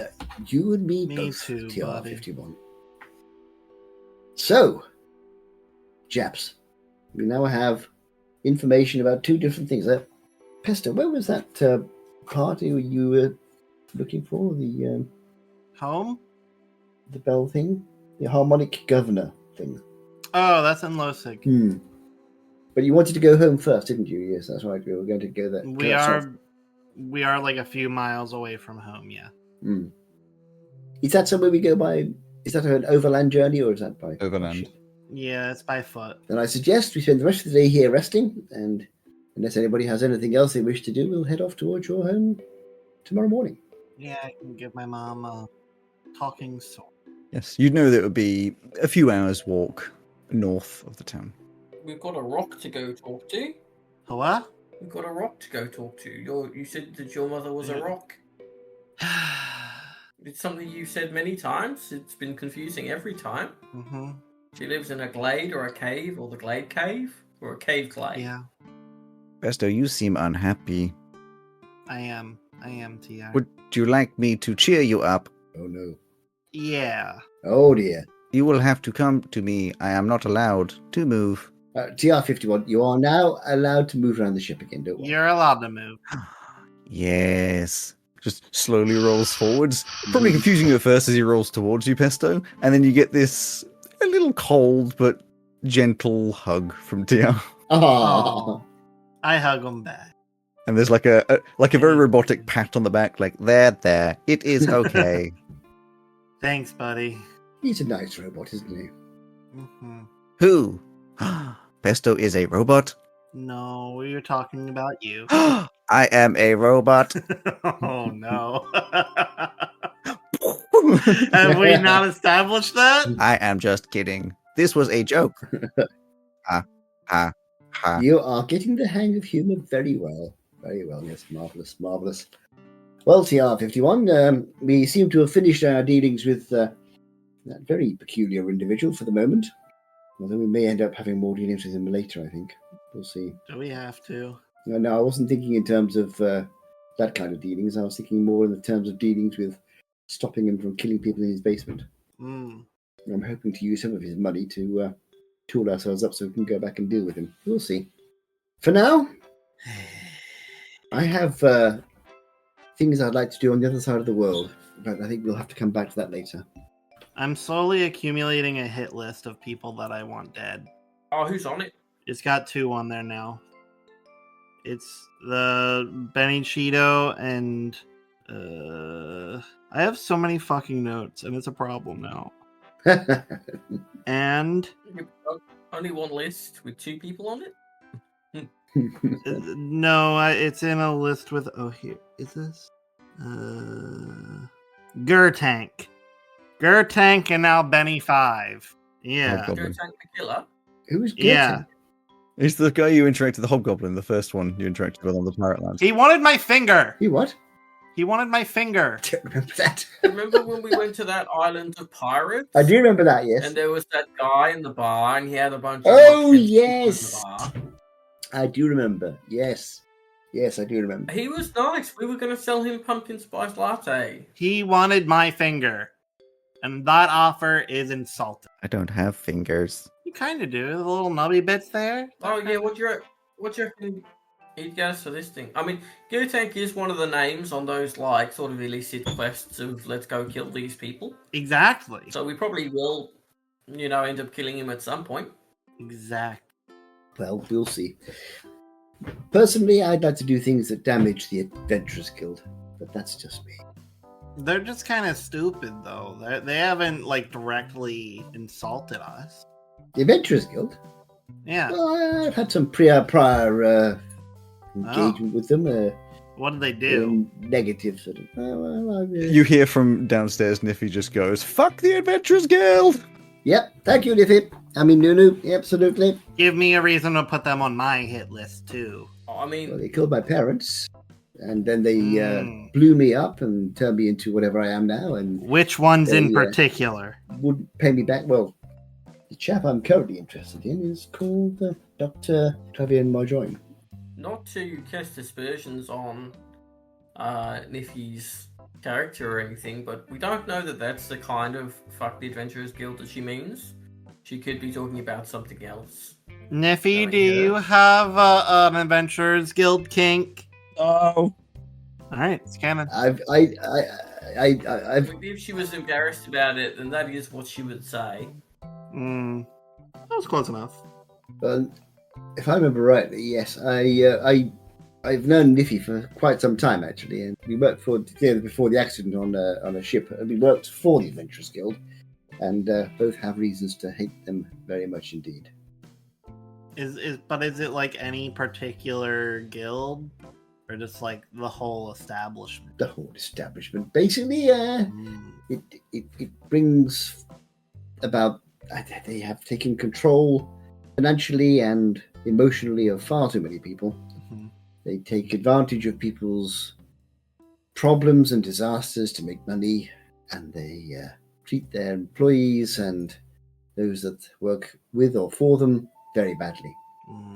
And one or two of them, deserve to die, basically. One or two? What are their names? And at the moment, I don't know. The only one I have on my particular hit list is the chap who Travian forced forced my family into penury. I will retroactively also say that Brunachito would have given you the insurance document. Thank you. Or the insurance claim, which is got the big stamp that's denied on it. Yeah. I shall have that framed to put up in my cabin. Because you could show Pesto if you wished.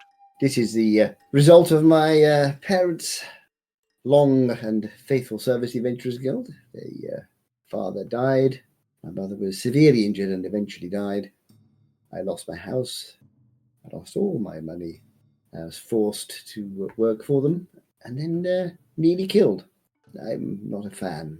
Where did that happen? That we could give that as a start to know what guilds were in the area, to know exactly who's doing. Well, this chap who follow the trail. This chap who rejected the church claim is my first target, because he's the direct cause of my mother's death and my penury. I will brush up on torture techniques for when we get there. Normally, I would say don't do that, but in this particular case, go for it. Okay. I want to point out, and I know exactly what you're going to say, so you have to let me get through my sentence, Ryan.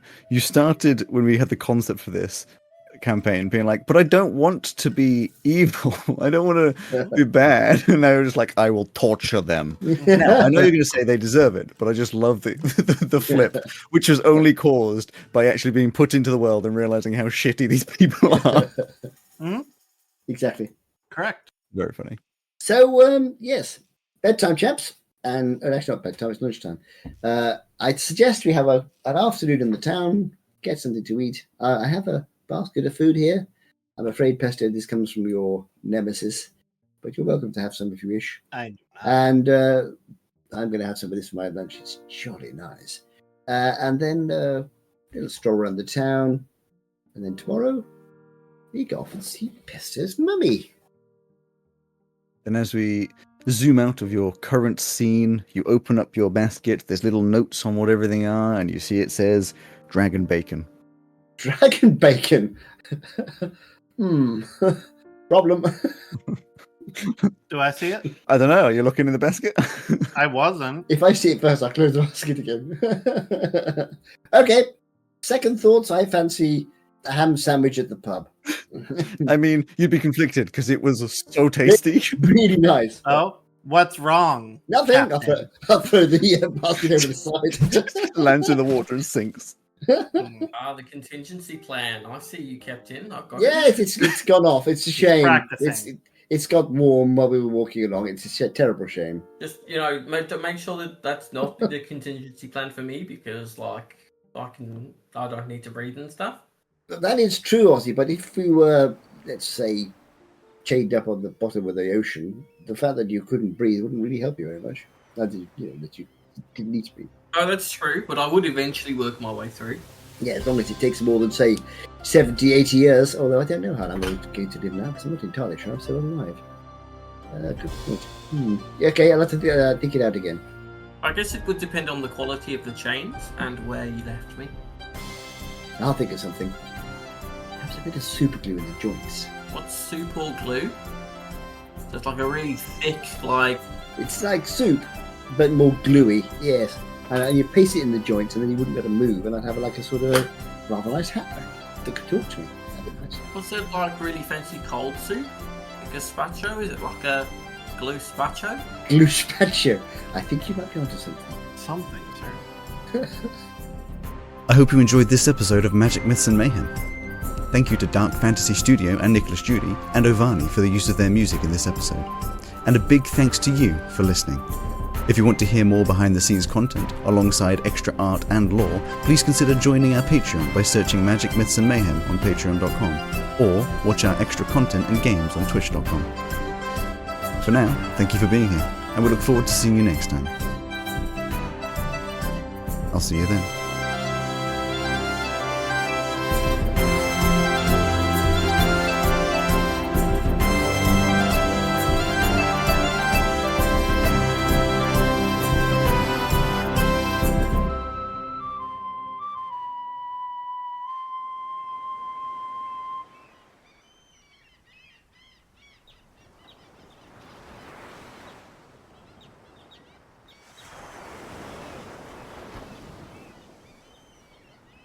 Okay, I've got one for you.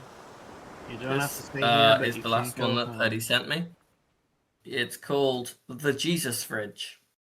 Your fridge died last week. The light still came on when you opened the door, like a doll sticking out her yellow tongue. But the jar of pickle spears, the oat milk in its blue cardboard house, the yogurt were warm as an average day in Santa Monica. A couple $100 of provisions down the figurative drain. A new fridge, a vertical morgue with shelves, was ordered and set to be delivered from the truck's womb. When wait, the dead fridge came back to life. The Jesus fridge. The dead food healthy again. This phrase was funny to you last week. The collision of the mundane and mechanical, with the long hair and the sanctimonious. But it's not funny today. The world has changed. Okay, this poem takes a real turn that I am not going to. I think that's read a out. good Now place I'm to gonna look stop, it up. actually. Is that a Say. horror poem? Jesus, Purdy. No, it's by Purdy. By- and it's longer than that. It's by Purdy's alter ego Jeffrey McDaniel. Jeffrey McDaniel, yes. Maybe this isn't. Oh, Maybe this what? has comparisons. Excuse me? that we'll be making. I'm not. Obviously, we're not going to read it out, but I just do want to say the second half of this has the word Israel, Palestine, and George Floyd. And swimming pool. Work that into the poem you were just listening to. And a swimming pool of blood. Yeah. What the fuck? Yes, it's an interesting poem. Weirdly, the swimming pool of blood isn't related to the Israel. No, it isn't. Bit. But it sort of Just is. a separate thing. Yeah, that's. Okay. Well, Purdy's been writing some strange poetry. That wasn't one of them.